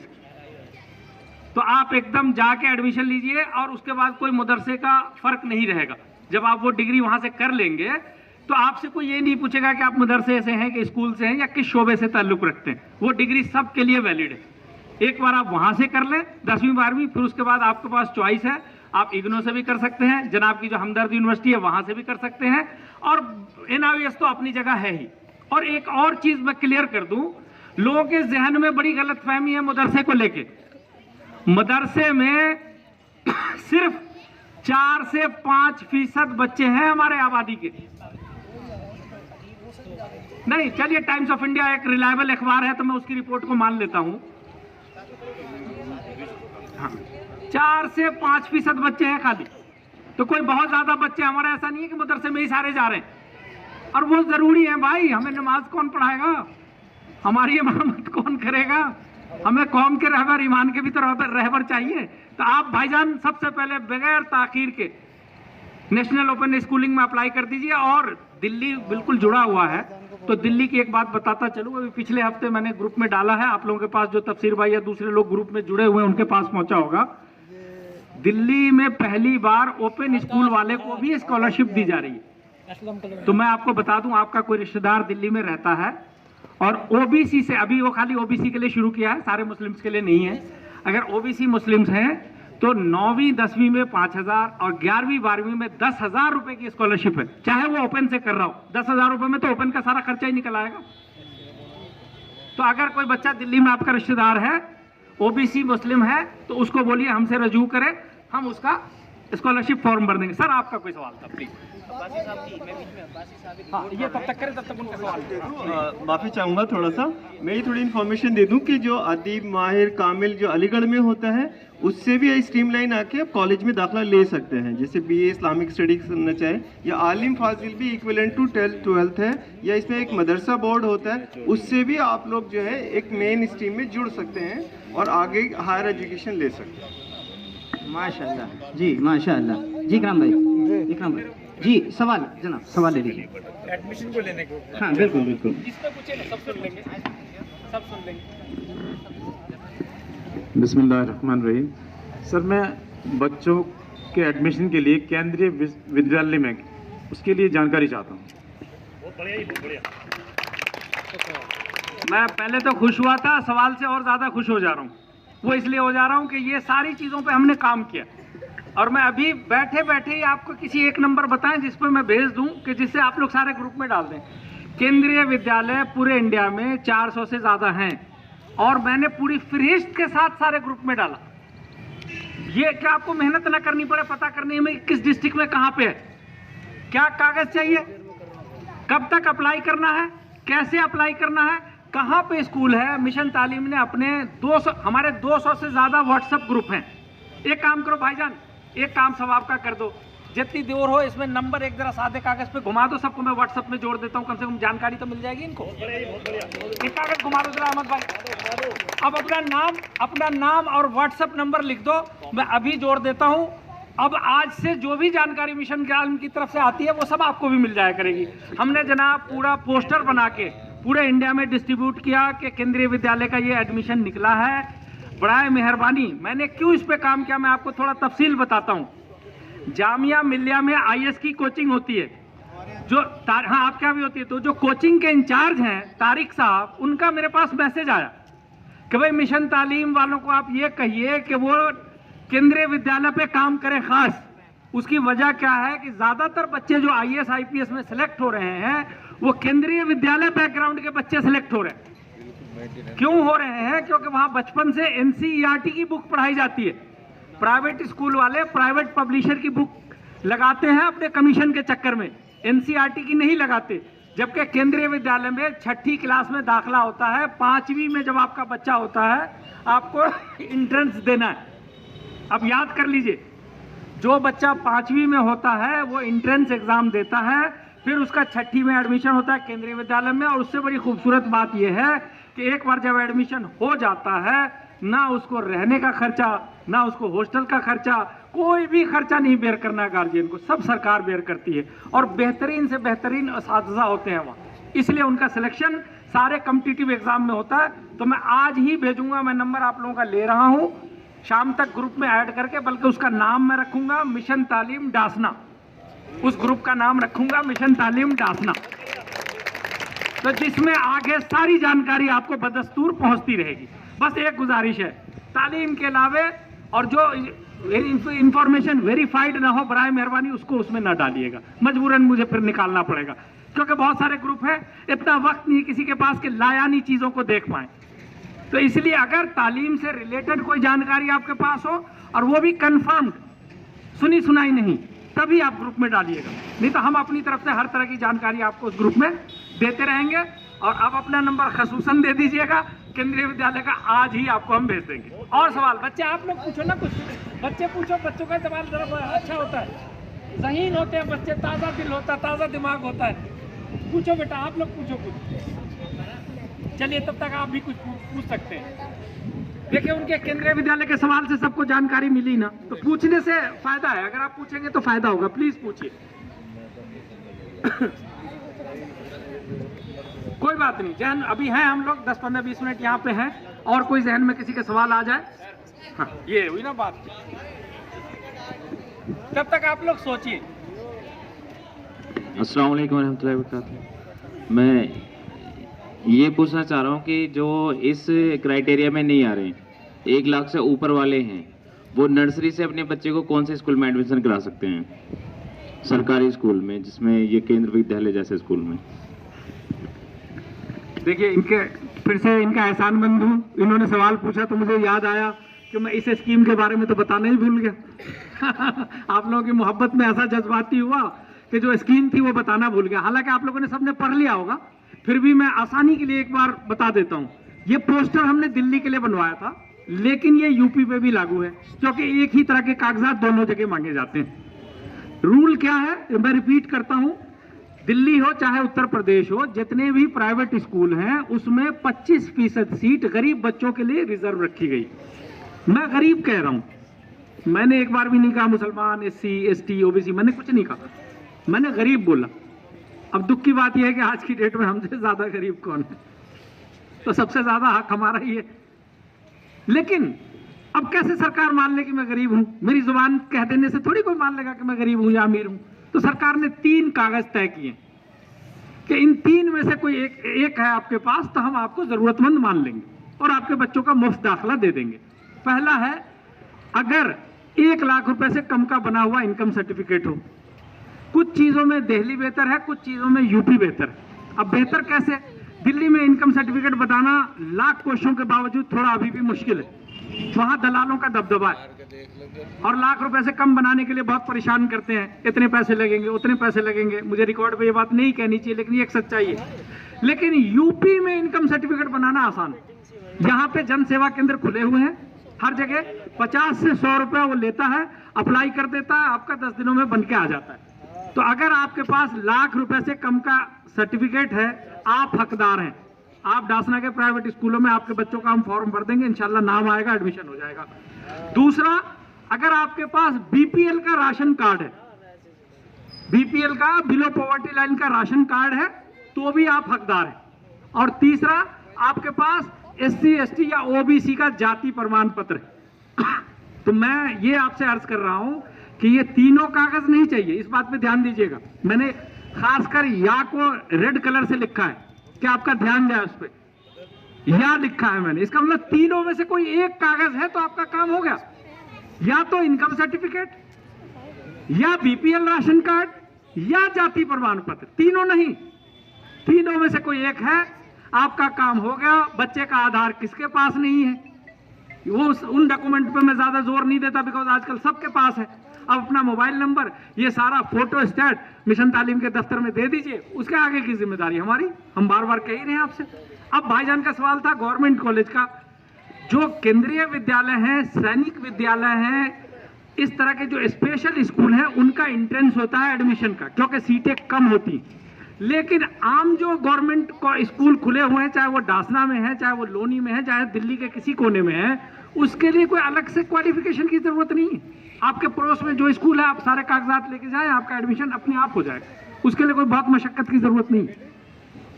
और बार बार दिल्ली की स्कीम बता रहा हूं इसलिए कि दिल्ली में मुझे मालूम है आपके आधे रिश्तेदार दिल्ली में रहते हैं। अभी यूपी में वो स्कीम नहीं है, लेकिन मैं यहाँ आया हूं तो दिल्ली का भी बताता चलता हूं, बिकॉज आपकी बहनें, बुआ, खाला कोई ना कोई वहाँ है।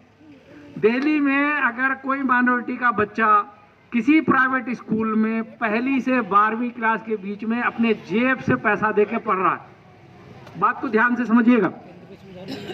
दिल्ली के अंदर 1700 से ज्यादा प्राइवेट स्कूल है।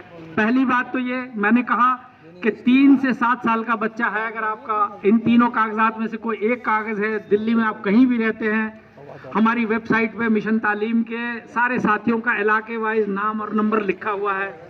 आप किसी को भी रजू कीजिए, कागज दे दीजिए, उसके आगे की जिम्मेदारी उसकी है। आप खुद आके कराना चाहें तो दिल्ली में जमुना पार में मौजपुर मेट्रो स्टेशन के सामने खलीलुल्लाह मस्जिद के सामने मिशन तालीम का बड़ा सा बोर्ड लगा हुआ है रेड कलर का। वहां पे हमारा स्कैनर, कंप्यूटर, मुलाजिम 24 घंटे रहता है, आप वहां जाके भरवा लीजिए।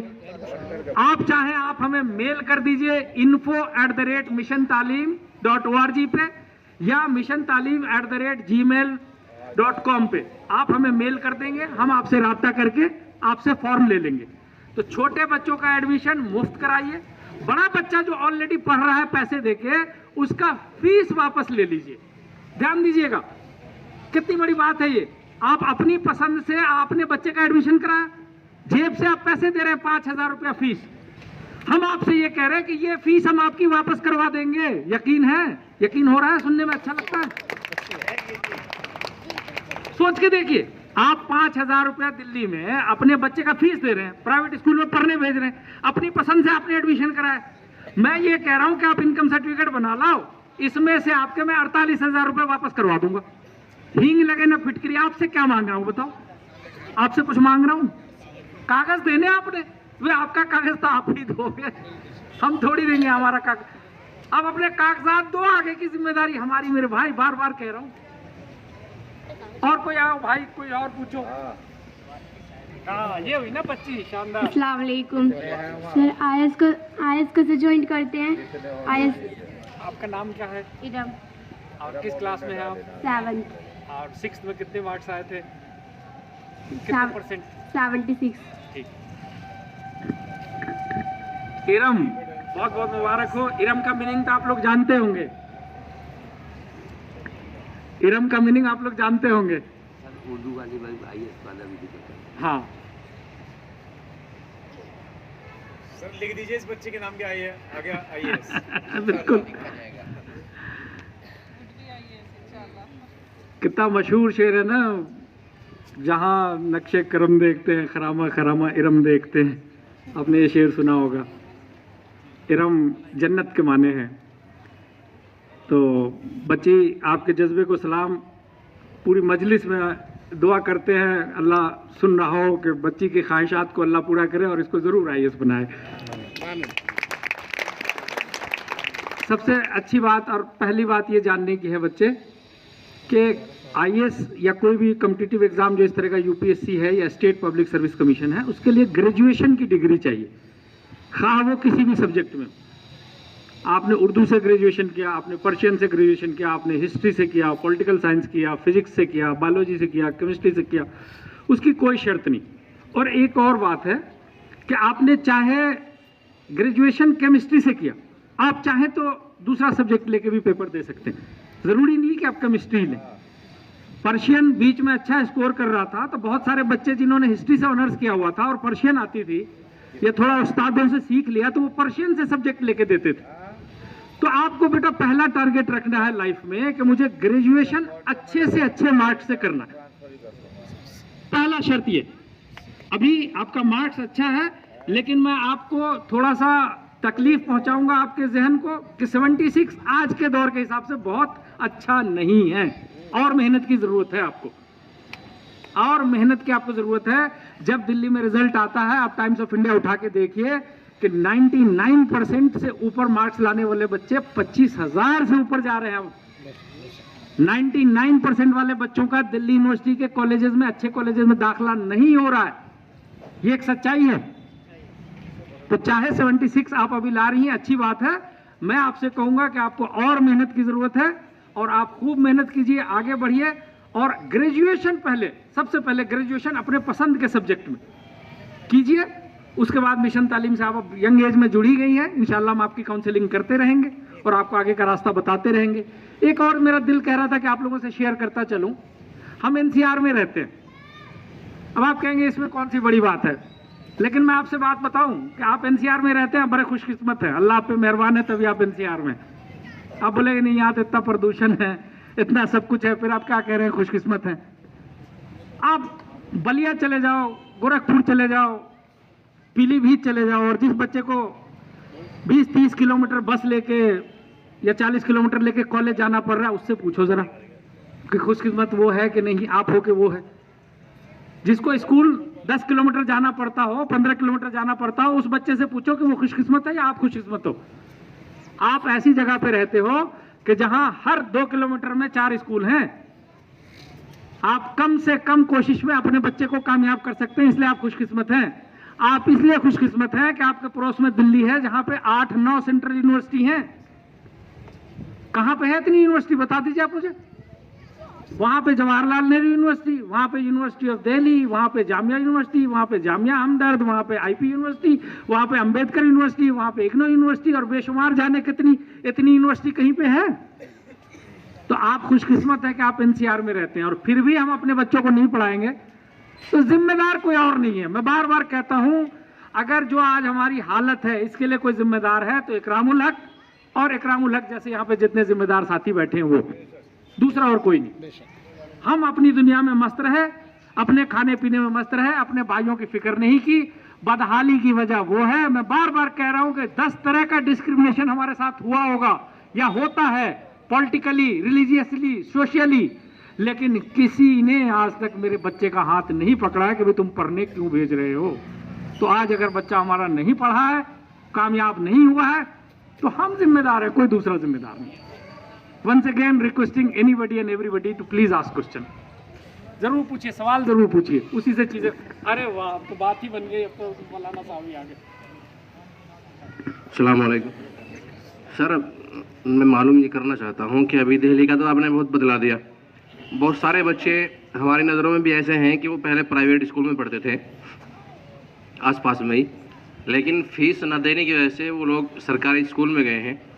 तो ऐसा भी कोई यानी स्कीम है कि गरीब बच्चे जिनका हिसाब नहीं है, बहुत सारे लोग मजदूरी करके आते हैं, उनके खाने का भी हिसाब नहीं बनता, तो यहाँ उन गरीब बच्चों के एडमिशन कराने का प्राइवेट स्कूल में कोई ऐसा सिस्टम है सर, वो मालूम करना चाहिए। जनाब का सवाल सर आंखों पे, जो कोरोना के वजह से बहुत सारे लोगों की नौकरी चली गई है, ये एक सच्चाई है, और कोई ऐसा शोबा नहीं है समाज का जिस पे उसका बुरा असर ना पड़ा हो रोजगार पे। प्राइवेट स्कूल एक व्यापार की हैसियत से काम कर रहा है इंडिया में, तो मैं ये नहीं कह पाऊंगा कि प्राइवेट में उनकी मदद हो पाएगी या नहीं हो पाएगी, लेकिन आप उनका गवर्नमेंट स्कूल में ज़रूर दाखिला करा दीजिए। और अगर गवर्नमेंट में भी किसी की पढ़ाई छूट गई है और नहीं हो पा रही है, तो उसको जो मैंने नेशनल ओपन स्कूल बताया है वहाँ से करा दीजिए। अल्लाह चाहेगा तो तब्दीली आएगी, 2-3 महीने की बात है। स्कॉलरशिप यहाँ भी थी और लोगों को मिलती थी, थोड़ा मैं कहना नहीं चाहता, आप समझ ही गए होंगे। वक्त बदलेगा तो इंशाल्लाह यहाँ भी स्कॉलरशिप पे हमने पहले भी काम किया था, तो आपसे अब आपका नंबर ले ही लिया है, तो उन बच्चों की मदद करेंगे। और एक में अभी हाँ बात रह गई थी, अभी हम लोग मिशन तालीम की तरफ से 10 बच्चियों को DMLT का कोर्स करवा रहे हैं। DMLT diploma in medical lab technology, pharmacy का सबसे सस्ता और सबसे छोटा और मुख्तसर कोर्स है। भाई हमारी ख्वाहिश तो ये थी कि वो बच्चियां MBBS करें। नीट में आपको पता है कि भाई गवर्नमेंट सीट 40-42 हज़ार है, अगर आपके 600 के करीब मार्क्स हैं तब एडमिशन हो पाता है। उसके बाद अगर किसी के पास 70-80 लाख रुपए है तब प्राइवेट से वो मेडिकल करा पाता है। उसके बाद जो सबसे अच्छा कोर्स है वो BSc नर्सिंग है, लेकिन BSc नर्सिंग का कोर्स मैं मुस्लिम मजलिसों में नहीं करता हूँ। जैसे ही मैं नर्सिंग का जिक्र करता हूँ लोग उसको दाई का काम समझ लेते हैं, हमारी जहनियत खुली नहीं है। हम जब BSc नर्सिंग का कोर्स बताते हैं तो लोग सोचते हैं कि कोई दाई का काम है, तो हमारे कौम में उसको लेके बहुत ज्यादा रुझान नहीं है, तो मैंने उसको ना लिया। जानबूझ के, एक तो वो कोर्स 4.5 साल का है और उसमें पैसे ज़्यादा चाहिए। ख्वाहिश तो ये थी कि जनाब की यूनिवर्सिटी से कराएं, लेकिन वो बड़ी महंगी है, वहाँ से नहीं हो पाता। तो हमने 1 साल का कोर्स है, वैसे तो 2 साल का है, लेकिन 1 साल का हमने उसको रिक्वेस्ट करके किया है DMLT का। दिल्ली का सबसे पुराना प्राइवेट इंस्टीट्यूट है महिपालपुर में, Indian institute of health and hygiene. तो करीब 5.5-6 लाख रुपए का खर्चा आ रहा है। इकरामुल हक इतना रईस नहीं है कि इकरामुल हक ने पैसे दे दिए, लेकिन मेरे दीवाने बहुत है अल्लाह के करम से। एक साहब है एक्सपोर्टर नोएडा में, उन्होंने कहा कि इन 10 बच्चों की फीस 6 लाख रुपए मैं दूंगा, शर्त यह है कि मेरा नाम नहीं आना चाहिए। शर्त यह है कि मैं सामने नहीं आऊंगा, न मेरा नाम आना चाहिए, बिकॉज मुझे इसका पूरा सवाब चाहिए। अगर मैं नाम लूंगा तो फिर सवाब नहीं मिलेगा। तो वो जनाब है सामने नहीं आए, उन्होंने इन 10 बच्चों का खर्चा उठाया और आज 5 महीने पूरे हो गए हैं। अल्लाह चाहेगा तो 5-6 महीने और निकलने में वक्त देरी नहीं लगेगी। और आज हॉस्पिटल की लाइन में बेशुमार जॉब है। मुझे पूरी उम्मीद है कि ये बच्चियां अपने पाँव पे 6 महीने के अंदर खड़ी होंगी और 15 से 18 हज़ार रुपए की सैलरी पे इनको जॉब मिल जाएगी। लेकिन मैं बार बार कहता हूं कि जिसके पास आज स्कूटर है उसको कहीं भी कल को कार खरीदने की ममानियत नहीं है। भाई जिसके पास आज स्कूटर है, तरक्की करेगा फॉर्म भरने का, तो उसमें मार्क्स का सिस्टम है। अगर आप मालवीय नगर में स्कूल है या वसंत विहार में स्कूल है या हौस खास में स्कूल है, तो आप अगर स्कूल के 1 किलोमीटर के दायरे में रहते हैं तो आपको 50% मार्क्स मिले। माँ बाप दोनों ग्रेजुएट हैं तो 10% मार्क्स मिले। अगर सिबलिंग कोई बड़ा भाई बहन पढ़ रहा है तो 10% मार्क्स मिले। पैसा रहने के बावजूद भी हमारे बच्चों का इन स्कूलों में दाखिला नहीं हो पा रहा। क्यों? कि मार्क सिस्टम पे हम ऊपर स्कोर नहीं कर पा रहे। हम हौस खास में नहीं रहते, हम दूर रहते हैं, हमारे माँ बाप ग्रेजुएट नहीं है, हम छट जा रहे हैं। हमारी बड़ी बहन या बड़ा भाई पहले से नहीं पढ़ रहा है तो हम छट जा रहे हैं। लेकिन EWS में, जिस पे मिशन तालीम लगातार इतने सालों से काम कर रही है, आपको पता है हमारा कितना हिस्सा है दिल्ली में? 16%, 16% हमारे बच्चे जा रहे हैं EWS में। तो कहीं तो अल्लाह ने हमारी मेहनत को कबूल किया। हमारी मेहनत को कबूल ना किया होता तो फिर इतनी तादाद में बच्चे ना गए होते। तो आप अगर बायोलॉजी से 12वीं किया हुआ कोई गरीब बच्चा या बच्ची है तो आप मुझे नए बैच में दीजिए। जब मिशन तालीम नया बैच शुरू करेंगे हम इंशाल्लाह उस बच्चे को एकोमोडेट करने की कोशिश करेंगे। फीस मिशन तालीम बढ़ेगी, आने जाने का खर्चा उसको खुद उठाना, इतना तो उसको करना पड़ेगा। अब रहा सवाल डासना से दिल्ली दूर नहीं है। अब दिल्ली दूर नहीं है, हर तरह की दुश्वारी। आप एक बार साल ही तो जाना है, आप साल कीजिएगा, बाद में आपको दिल्ली की डिग्री है उसके बिना पे डासना के किसी भी अस्पताल में नौकरी मिल जाएगी। तो आप 1 साल की तकलीफ उठाइए। और मुझे कोई गरीब बच्चा या बच्ची है 12वीं अभी कर रही है और बायोलॉजी है उसके पास और जरूरतमंद है, तो आप दीजिए, इंशाल्लाह हम उसको कोर्स कराने की पूरी कोशिश करेंगे। एक बार उनको भी सुन लेते हैं। अस्सलामु अलैकुम हाज़रीन, बहुत सारी बातें हुई और बहुत सारी बातें अभी होनी बाकी हैं। मसला ये है कि जिसको भूख लगी है, भूखा है, उसको खाना चाहिए होगा। बातों से पेट नहीं भरेगा। खाना मांग लो, खाना दे दो, खाना खा लो, तभी पेट भरेगा। इसी तरीके से हमारी कौम भूखी है तालीम की। ये बातों से होगा नहीं जब तक के तालीम मांगी ना जाए, तालीम दी ना जाए और तालीम पे काम न किया जाए। अल्लाह के नबी कहते हैं कि जिसका पड़ोसी भूखा है और वो मुर्ग मुसल्लम खा रहा है तो वो अच्छा इंसान हो नहीं सकता। आज हमारा पड़ोसी तालीम को लेकर भूखा है, हम उसकी भूख का क्या कर रहे हैं? हमने अपने बच्चों के लिए तो बड़ी फिक्र कर ली कि हमारा बच्चा बेहतरीन खा ले, बेहतरीन पढ़ ले, बेहतरीन जगह पे काम कर ले, लेकिन हमारे पड़ोसी के लिए क्या फिक्र करी? भाई हमको कुछ भी नहीं करना है, सिर्फ अपने हिस्से की कोशिश करनी है। आज हमने जो है उम्मीदें दूसरों की तरफ रख ली कि दूसरे इसमें काम करेंगे। कौन काम करेगा? मदरसे वाले काम करेंगे। कौन काम करेगा? जिनके पास पैसा है वो काम करेगा। भाई हम अपने हिस्से की कोशिश क्यों नहीं करते? एक सिद्धांत है कि भाई हम जिस पोजीशन पे हैं उस पोजीशन पे इंसाफ कर दें। हम दूध वाले हैं, भाई हम दूध में मिलावट नहीं करेंगे। हम जज हैं, हम जज पे इंसाफ करेंगे, हम वकील हैं, हम वकालत में इंसाफ करेंगे। तो हम अगर अपनी पोजीशन पे इंसाफ कर देंगे, इंशाअल्लाह माशरे में सुधार हो जाएगा। दूसरे की तरफ ध्यान न देके हम अपने हिस्से की कोशिश की तरफ ध्यान दें। क्या हम यहाँ पे सभी इस बात का अहद कर सकते हैं कि हम आज से अपने हिस्से की कोशिश तालीम के लिए, अपने लिए, अपने घर खानदान के लिए, अपने रिश्तेदारों के लिए, अपने पड़ोस में, अपने कुंबे कबीले में करेंगे, जिससे मैं और मेरा भारत, मेरा देश, मेरी कौम ठीक हो? करेंगे भाई इंशाअल्लाह। बस मेरी बात अभी हमारे बीच में हैं मुफ्ती सनोवर साहब, वो बीच में अपनी बात रखेंगे और इंशाअल्लाह हमें रोशनी दिखाएंगे और दुआ भी हमारे लिए करेंगे इंशाअल्लाह। मुफ्ती साहब लास्ट है।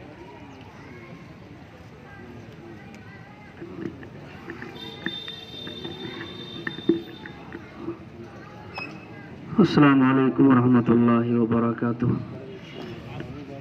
बिस्मिल्लाहिर्रहमानिर्रहीम। अल्हम्दुलिल्लाहि वस्सलातु अला आलिही अम्मा बाद। क़ाल नबी सल्लल्लाहु अलैहि वसल्लम अल इल्मु नूरुन। मैं सबसे पहले शुक्रगुजार हूँ हमारे जितने मुअज़्ज़ज़ मेहमान यहाँ तशरीफ़ फरमा हैं और जितने हज़रात यहाँ बातों को सुनने के लिए फ़िक्रों के साथ बैठे हुए हैं। अल्लाह ताला हम सब के यहाँ बैठने को कबूल फरमाए। सबसे अहम बात जो मैंने खुतबे में एक हदीस अल्लाह के रसूल की तिलावत की या पढ़ी है, मैं अपने ज़माने तालिब इल्मी में जब पढ़ता था शुरू में हिफ्ज़ के ज़माने में, तो एक स्कूल है हमारे यहाँ आज़ाद, यहाँ भी है, हमारे यहाँ भी है, मुजफ्फरनगर में हमारा गांव है, वहाँ से तो स्कूल का जो एक बड़ा बोर्ड है लगा हुआ, उस पर एक शेर लिखा हुआ है। तो मेरा मानना यह है कि वो शेर इस हदीस का तर्जमा है जो मैंने हदीस पढ़ी। उसमें लिखा हुआ है कि इल्म एक नूर है और बेइल्म कामयाबी से दूर है। और ये हकीकी बात है कि इल्म एक रोशनी है। अल्लाह तबारक व तआला ने कुरान करीम में इरशाद फरमाया है, वलिल्लाहिल इज्जतु वलिरसूलिही वलिलमुमिनीन, कि इज्जत या तो अल्लाह के लिए है या उसके रसूल के लिए है सल्लल्लाहु अलैहि वसल्लम, या ईमान वालों के लिए है। अब ईमान वाला जहां देखे हर चौराहे पर, नुक्कड़ों पर खड़ा हुआ है, आज जहां देखा जा रहा है, शक की निगाह से देखा जा रहा है, उसकी टोपी, उसकी दाढ़ी, उसका लिबास, ये सब शक की निगाह से देखा जा रहा है। हालांकि कुरान करीम ने हमें कहा है कि इज्जत ईमान वालों के लिए है, तो हमें इज्जत क्यों हासिल नहीं हो रही? इसका मतलब यह है कि इज्जत हमें आज जो हासिल नसीब नहीं हो रही है, उसमें कहीं ना कहीं हमारी खामी है, कमी है, और वो कमी है इल्म की कमी। अगर हम चौराहे पर खड़े होते और हमारे पास इल्म होता, बहुत सारे हजरात समझते हैं कि इल्म यही है, कुरान और हदीस सीख लो और बेहतरीन वाले आलिम बन जाओ और बस काफ़ी है जी। बहुत सारे हजरात की अभी ये बात आई थी यहाँ दरमियान में कि बहुत सारे हजरात हमारे भाई कराम हैं, बड़े फिक्रमंद आदमी माशाअल्लाह, इन्होंने इस बात का जिक्र किया। बहुत सारे हजरात यूँ समझते हैं कि ये तो दुनियावी इल्म है, इसको छोड़ दिया ना। मेरे अजीज़ों, जब अल्लाह तबारक व तआला ने कुरान करीम में इरशाद फरमाया कि इज्जत ईमान वालों के लिए भी है, तो इज्जत हासिल करने के लिए जितने काम करने पड़ेंगे वो सारे काम करने हमारे लिए ज़रूरी है। इल्म को अगर इज्जत हासिल करने के लिए इल्म हासिल करना पड़ेगा तो हमें ये हासिल करना पड़ेगा, ये ज़रूरी है हमारे लिए इल्म हासिल करना। अगर इसके ज़रिए से हमें इज्जत की निगाह से देखा जाएगा तो फिर हमारे लिए ज़रूरी है कि हम इल्म हासिल करें, हमारे लिए लाजिम है हम इल्म हासिल करें। इसलिए मेरे अजीज़ों, यहाँ ये बहुत बड़ी फिक्र को लेकर के इकट्ठा हुआ गया है। आज बड़ा दुख होता है और बहुत ज़्यादा तकलीफ पहुँचती है जब हम देखते हैं हमारा एक मुसलमान है, उसके दिल में ये फिक्र तो है कि मैं शादी हाल खोल लूँ, मेरी झाल खोलूँ, उसके दिल में ये फिक्र है कि मैं कोई अपना ऐसा बिजनेस जोड़ लूँ जिसके इनकम का सिस्टम बन जाए, तैयार हो जाए, और मैं ऐसा कोई ज़रिए माश इख्तियार करूँ जिसके ज़रिए से मेरे बच्चे खुशहाली की ज़िंदगी गुजार सके। लेकिन दिक्कत और परेशानी इस चीज़ की है कि हमारे दिलों में अगर फिक्र नहीं है तो इस चीज़ की नहीं है कि हम अच्छा एक कॉलेज कायम करें, अच्छे स्कूल कायम करें। अब यहाँ देखिए पूरे हल्के में यहाँ से लेकर के मैं आपको अपने यहाँ की जिस बस्ती में इमामत कर रहा हूँ बताता हूँ, सिर्फ एक सरकारी मुलाजिम है, वो भी रिटायर हो चुके हैं, उनकी पेंशन आती है।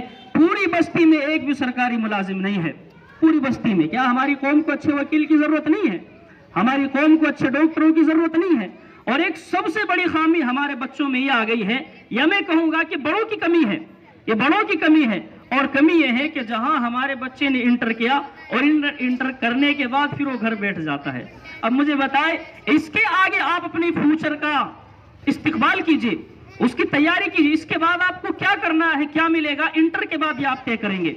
इंटर तक क्या होता है भाई? कुछ भी नहीं होता है। उसके बाद हमें तय करना हमें कहां जाना है, क्या हमारा टारगेट है, क्या मिशन है, हमें कहां, क्या हमारा निशाना है, उस निशान तक हमें पहुंचना है।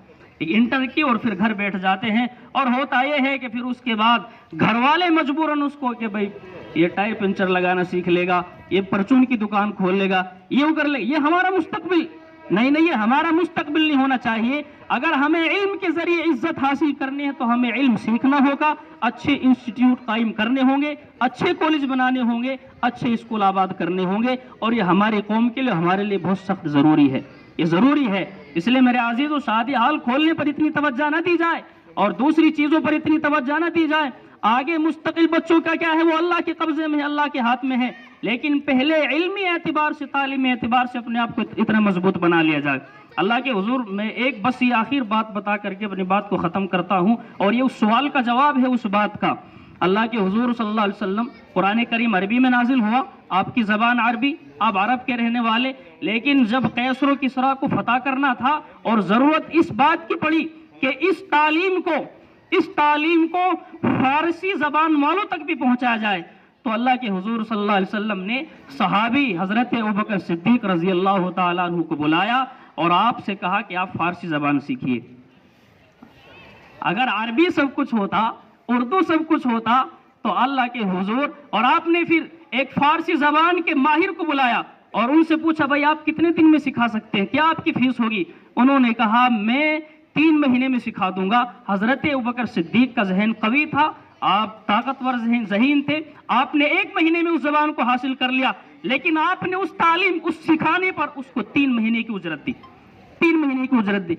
मेरे अजीजों, मैं कहता हूं कि आप ये समझने लगे अरबी हमारे लिए सब कुछ है, उर्दू हमारे लिए सब कुछ है। नाना, इन मुसलमानों को इज्जत के हुसूल के लिए जितनी तालीम हासिल करनी पड़े उस मैदान में कूद जाओ और उस तालीम तक पहुंच जाओ। इसलिए फरमाया, इल्म एक नूर है और बेइल्म कामयाबी से दूर है। उसके अल्ताफ तो हैं आम शहीदी सब पर, अल्लाह की मेहरबानी तो सब पे बराबर है। तुझसे क्या जिद थी अगर तू किसी काबिल होता, अगर तू किसी काबिल होता तुझसे क्या जिद थी? और मेरे आज़िज़, ये सारे रहबर हैं, ये फिक्रों को लेकर के इकट्ठा हुए। और मैं शेर के साथ ख़त्म करता हूँ कि रहबर तो बस बता देता है राह, राह चलना राह रू का काम है, तुझको मुर्शिद ले चलेगा दोष पर, ये तेरा राह रू ख्याल खाम है। अजीम तरीके से आपने हमें कुछ चीज़ें बताई और माशाअल्लाह आपने हदीस और कुरान की रोशनी से बताई, जो हमारे लिए बहुत ही काबिल तारीफ, मतलब बहुत बड़ी ज़रूरत की चीज़ है। आपकी बात में एक चीज़ मुझे और याद आई, एक राजा सिर्फ एक फेमस कोटेशन है कि एक राजा सिर्फ वहीं तक राजा माना जाता है जहां तक उसकी हुकूमत चलती है। एक राजा को सिर्फ वहीं तक के लोग राजा मानते हैं जहां तक उसकी हुकूमत होती है। एक नेता को सिर्फ उतने ही लोग नेता मानते हैं जहां तक उसका एरिया होता है, जहां तक उसकी टेरिटरी होती है, वहीं तक उसको नेता मानते हैं। लेकिन एक स्कॉलर को, एक आलिम को, एक ज्ञानी को सारी दुनिया अपना हीरो मानती है, सारी दुनिया उसको एडमायर करती है, सारी दुनिया कहती है कि ये मेरा हीरो है। तो नॉलेज वो चीज है कि जिसके पास इल्म है, जिसके पास नॉलेज। आज गाजियाबाद के डासना मयूर विहार में जो जिस तरह से आपने ये आयोजन किया है कि मिशन तालीम और जौहर वेलफेयर सोसाइटी और जागरूकता अभियान, किस तरह का है और क्या पूरा उद्देश्य है आपका? मिशन तालीम पिछले 11 सालों से दिल्ली, हरियाणा, उत्तर प्रदेश, राजस्थान, इन सारे प्रदेशों में ये प्रयास कर रही है कि समाज का वो वर्ग जो विकास की यात्रा में पीछे रह गया है उसको कैसे शिक्षा के मुख्य धारा से जोड़ा जाए, जिसके लिए विभिन्न प्रकार की स्कीमें और स्कॉलरशिप्स अवेलेबल हैं। लोगों को जानकारी नहीं होने के कारण उसका लाभ वो नहीं ले पा रहे हैं। तो मिशन तालीम इन इलाकों में जाके जागरूकता अभियान चलाती है और इन बच्चों के एडमिशन का फॉर्म भरती है, स्कॉलरशिप का फॉर्म भरती है कि जिससे ये अपना शिक्षा का अधिकार पा सकें और एक विकसित भारत का हिस्सा बन सकें।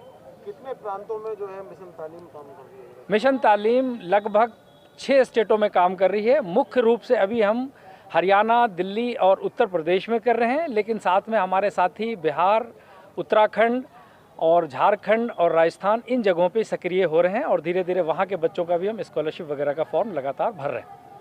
सरकार से किस तरह की मिशन तालीम को भी सहायता मिल रही है, कुछ इसके बारे में? सरकार की बेहतरीन स्कीमें हैं। एक तो जो सबसे सुंदर स्कीम है RTE एक्ट, शिक्षा का अधिकार, राइट टू एजुकेशन एक्ट, ये बड़ी सुंदर स्कीम है।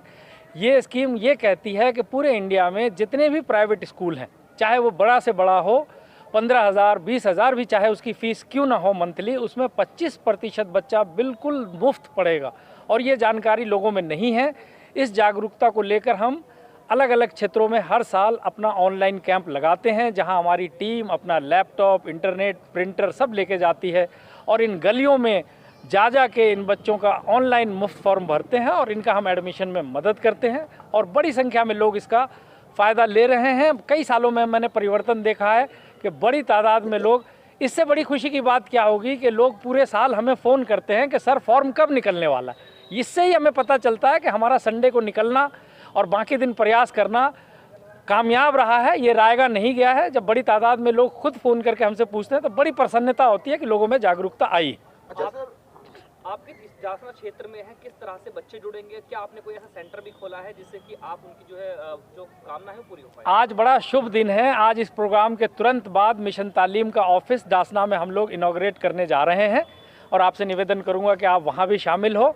वो सेंटर हमारा लगातार काम करेगा, वहाँ पे हमारा मिशन तालीम का एक जिम्मेदार साथी बैठेगा और विशेष करके संडे को तो अवश्य मिलेगा सुबह 9 से 11 बजे तक।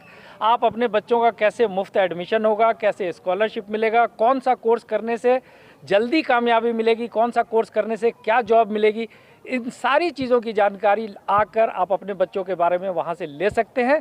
बिल्कुल मुफ्त, किसी भी तरह का कोई चार्ज नहीं रखा गया। सेवा भावना से मिशन तालीम ये काम पूरे इंडिया में करती है। क्या संदेश देना चाहते हैं जनता के लिए? अगर इज्जत की ज़िंदगी जीना चाहते हो, अगर एक साकार ज़िंदगी जीना चाहते हो तो अपनी सारी इच्छाओं को ख़त्म करके अपने बच्चों को शिक्षित करो, आधी रोटी खाओ, बच्चों को अवश्य पढ़ाओ। जौहर वालों ने मुझे इनवाइट किया, बुलाया, जिससे मैं ये चाहता था कि थोड़ी सी information open and distance learning की। अभी गवर्नमेंट का हम बहुत शुक्रगुजार हैं, यूजीसी ने अब ऑनलाइन सिस्टम भी एजुकेशन का शुरू कर दिया है, जिसमें हम लोगों को डेली कॉलेज स्कूल जाने की ज़रूरत नहीं है। अब घर बैठ के भी पढ़ सकते हैं, एग्ज़ाम भी दे सकते हैं और उसके लिए कोई एजुकेशन की ज़रूरत नहीं। आप सिर्फ 12th पास हो तो आप उसके अंदर भी आप BA कर सकते हैं, BBA कर सकते हैं, BSc कर सकते हैं और कंप्यूटर के कोर्सेज कर सकते हैं। तो इसके लिए अब हमारे लिए बहुत सहूलत है। कोई उसके लिए कोई एज बार भी नहीं है। आपने चाहे 10 साल पहले किया हो, 5 साल पहले किया हो, आपके बच्चे हैं, बच्ची हो, सबके लिए ओपन डिस्टेंस लर्निंग का कोर्स जो है बहुत ज़्यादा इसके लिए आगे आने वाले टाइम में यूज़फुल रहेगा। और दूसरी बात है कि उसकी फ़ीस बहुत ज़्यादा कम होती है। अगर आप BCA या BBA में जाएंगे तो कहीं भी आपको 50-60 हज़ार से कम नहीं मिलेगी फ़ीस पर सेमेस्टर, और वहीं हमारे 10-15 हज़ार रुपये में मामूली फ़ीस में आप दाखिला लेके अपनी एजुकेशन पूरी कर सकते हैं। अच्छा, क्या उद्देश्य है, जैसे अभी आप मिशन तालीम के मेन उद्देश्य क्या रहेगा और किस तरह से ये काम करता है? देखिए, मुझे बड़ी खुशी हुई। मेरा तो पहला कि ये तालीमी फ़रोग़ के लिए काम कर रहे हैं और इन्होंने मुझे इनवाइट किया इसके लिए, तो मैं अपना आपको बहुत खुशकिस्मत समझ रहा हूँ कि मैं इनके साथ जुड़ा और इसी के फ़रोग़ के लिए आगे मैं इनकी हिम्मत अफजाई के लिए इनके हमेशा साथ रहूँगा। जौहर वेलफेयर सोसाइटी लगातार क्षेत्र में काम कर रही है और किस तरह का जो काम है बच्चों के लिए कंप्यूटर साइंस वगैरह की, तो क्या पूरा हो सकता है? नाम से ही बताएं। जी, जौहर वेलफेयर सोसाइटी कायम की गई थी। पहले लॉकडाउन के बाद में ज़रूरत महसूस हुई कि जो गरीब तबका था वो बड़ी जल्दी ही सड़कों पर आ गया था या दूसरे लोगों के रहमो करम पर जिन्हें सोसाइटी को कायम किया गया। भाई अमीर साहब और ज़िम्मेदार लोग आए और ये राय जाहिर की कि भाई इन बच्चों को हम कैसे इंडिपेंडेंट बना पाएँ या स्किल डेवलपमेंट के ऊपर हम लोग काम करें। तो उसी को लेकर के उनके रोज़गार की काउंसलिंग हो सके कि कैसे बच्चे जिन्होंने 12th पास कर लिए है या एजुकेशन में हैं लेकिन उस एजुकेशन का फ़ायदा नहीं ले पा रहे, तो छोटे छोटे कोर्स करा करके उनको इंग्लिश स्पीकिंग कोर्स और जौहर की तरफ से ही कंप्यूटर कोर्स ये कराए जा रहे हैं। उसके बाद में एक बच्चे की बल्कि जॉब भी लगवाई गई है, अभी उसका नाम आया है उसमें। तो ऐसा था कि अभी जब लॉकडाउन में पीछे ये काम रुक गया था लेकिन अब ये वारिस निशा पब्लिक स्कूल के अंदर ही हमने लैब को दोबारा से रिनोवेट किया है, बड़ी लैब बनाई है अब, और कोर्सेज चल रहे हैं, कंप्यूटर कोर्स भी चल रहा है, इंग्लिश स्पीकिंग का एक ऑनलाइन कोर्स चल रहा है हमारा, जो संडे सैटरडे में जिसके बैचेस होते हैं। तो बच्चे इससे पूरा फ़ायदा उठा सकते हैं, फ्री ऑफ कॉस्ट है सब कुछ।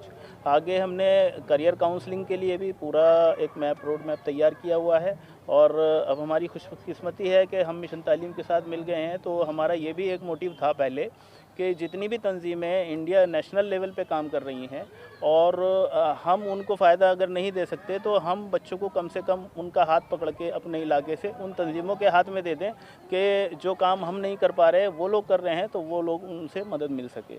और गवर्नमेंट की जितनी ज़्यादा से ज़्यादा स्कीम्स हैं उसका फ़ायदा एक आवाम को या गरीब तबके को, अंडर प्रिविलेज तबके को दिलाया जा सके। अच्छा सर, नया वेरिएंट आया है अभी देश में दोबारा, सावधानियाँ आप किस तरह से बरतनी चाहिए और आप किस तरह से सावधानियाँ बरत रहे हैं?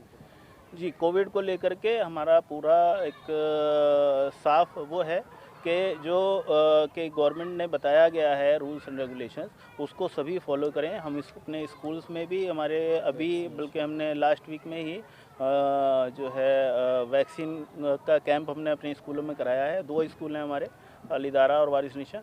हमने दोनों स्कूलों में 2-2 बार कैंप करा चुके हैं हम वैक्सीनेशन का, और अपने यहाँ भी पूरी उसकी हमने गाइडलाइंस जो है फॉलो करने के लिए दी हुई है, जैसे कि थर्मल उसका टेम्परेचर है या सैनिटाइजिंग है या बच्चों की गिनती 50% रखने की है या दूर बिठाने की है। तो उस सभी चीज़ों को फॉलो कर रहे हैं और इंशाल्लाह उसके लिए भी अवेयरनेस हम कर रहे हैं, कैंप भी चला रहे हैं, वैक्सीनेशन कैंप भी बार बार हम करा रहे हैं और आगे भी कराते रहेंगे इंशाल्लाह। के लिए क्या संदेश आप देना चाहते हैं? जी, मिशन तालीम के लिए हमारा संदेश यही है कि एक ही मोटिव है, एजुकेशन का है, और हम लोग जो है बेस से लेकर के और ऊपर हायर एजुकेशन तक का एक निज़ाम ऐसा कायम करना चाहते हैं। तो इसमें अलग अलग लोग, जैसे कि बेसिक तालीम है या गरीबों की तालीम है या गरीब बच्चों को फ्री एजुकेशन कराना है या स्कॉलरशिप दिलानी है वो है, या जॉब फेयर के लिए AMP है, या और भी MFERD हैं, ये जितनी भी संस्थाएं हमारी काम कर रही हैं। तो हमारी कोशिश यही है कि हम सारी संस्थाओं के साथ कांधे से कांधा मिलाकर के जो काम कर रहा है उसमें हम उनकी मदद करें और हम भी उनसे मदद के तलबगार हैं। हम मिशन तालीम से भी ये रिक्वेस्ट करते हैं कि टाइम पे हमें जो भी इनसे उसकी ज़रूरत पड़ेगी इंशाल्लाह हम इनसे मदद लेते रहेंगे, और इनको जो भी हमारे इलाके में ज़रूरत पड़ेगी तो हम कंधे से कंधा मिलाकर मिशन तालीम के साथ में हैं इंशाल्लाह।